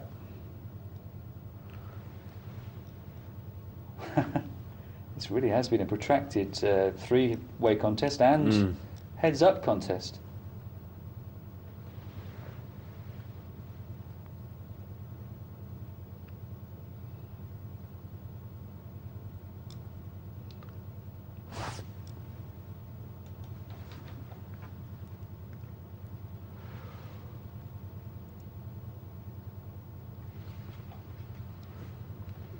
Poo-poo is all in now, so let's wait and see what happens. Ooh, Froggy Boy hits the flush, and that's it. Oh, sorry, he hits the pair of jacks only. Yeah, it would have been a flush if we'd had another card, I'm sure. Yeah. Well, and that's it for the tournament. Well done, Froggy Boy. I wonder if we've got an email here from Tony. I wonder if that's Froggy Boy. He says, "Hi guys, Tony, aka the Big T here. I gave a virtuoso one-man show winning the multi-table tourney tonight. I think I used my huge chip lead on the final table to perfection, modest guy, and it would make for some good viewing. I had some good fortune, but there were some interesting hands, and I guess I'm a bit disappointed that I'm not going to get my big moment of glory on TV. Ah, but you did. Great show, keep it up. Thanks a lot for that, Tony." What else have we got in the email box? We've got one here from Dave, saying, "Hello there, Dr. Tom and Johan. This is Dave from Edinburgh. Howick Balls, who last night beat the presenter. He was the winner. Nice shirt, Dr. Tom. You look a bit like a snooker player. Thank you. I don't play like one. Earlier, you were discussing whether pocket queens against ace-king suited, which was ahead, and whether you prefer one of your opponent's queens to match your suit when you got the ace-king suited. I don't think you quite finished this one off, so I shoved both hands into my poker odds calculator. I think you suggested that you're better off not having one of your suited cards in your opponent's queens. Yes. And I think I agree with you, yeah. Well, he's done it. He says ace-king suited, well, one of your opponent's queens matching your suit gives you 45.65% chance of winning. I love this part of the programme. Ace-king suited against off-suited queens gives a 46.02 chance of winning. Okay, so you're absolutely right, Johan. The marginal difference is pretty tight, but the bottom line is that you want your opponent not to have a queen with your suit in it. But I mean, I think that's our point though as well. That if you do get 4 cards to the flush, then you actually get some pretty good action from that queen as well, and you can make some money from it. Perhaps. Sure, I'm actually thinking if they're all in pre-flop, you know, which would you rather see? Yeah, oh yeah, in that situation, of course, I think. Yeah. What else have we got? We've got one here from Sam. What is Sam saying? Hi, Dr. Tom and Johan. Oh, we're going to read this later. I think we're going to look at your cash game action. Johan, right, perfect. We're missing out on that, so let's do that. Love to see it and to get scrutinised here. Oh, there you are, Clarkson, seat 4, Queen King. Yeah. Oh dear, you're in trouble here.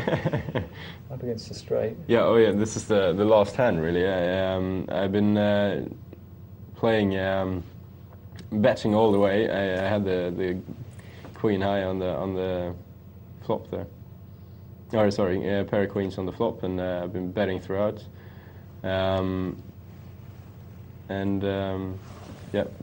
Wizard just took it home with a runner on the straights. What can you do?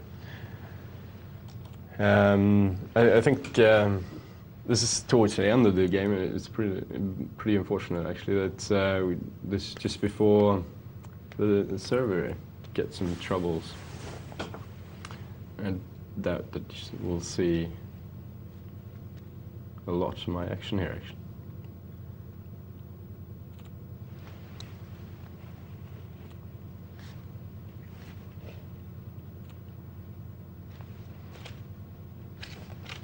No interest with 6-7 there.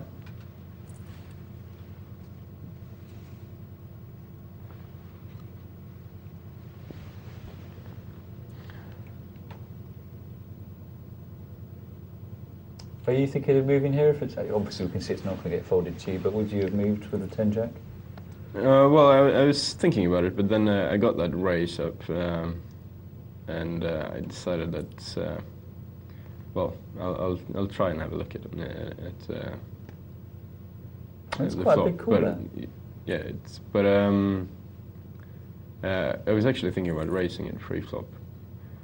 And here I've got 4 cards to the straight, but it's I need an ace and The blockers are over. and with a bet like that, I just can't call on this anyway. So this is just an easy fold for me, really. Mm-hmm. 10 Jack is a hand. I don't think I would have called a race like that on unless it was on the button, you know.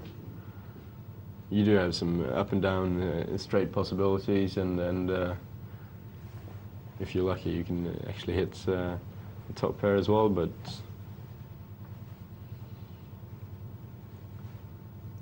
yeah, it's not the best hand you can have.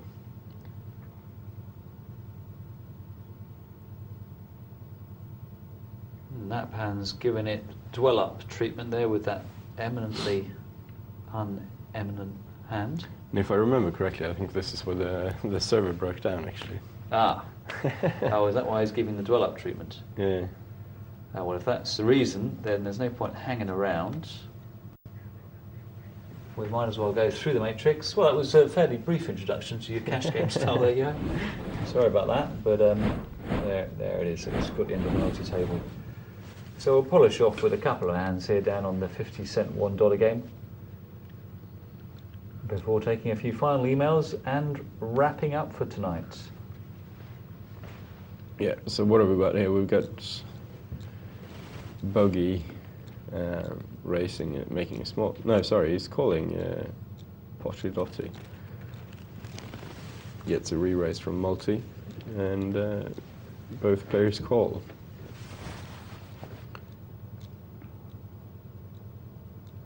I wonder what Bogey was calling with here.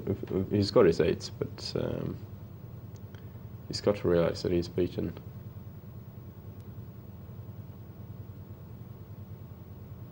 That'll slow it down. It's not the card multi wanted.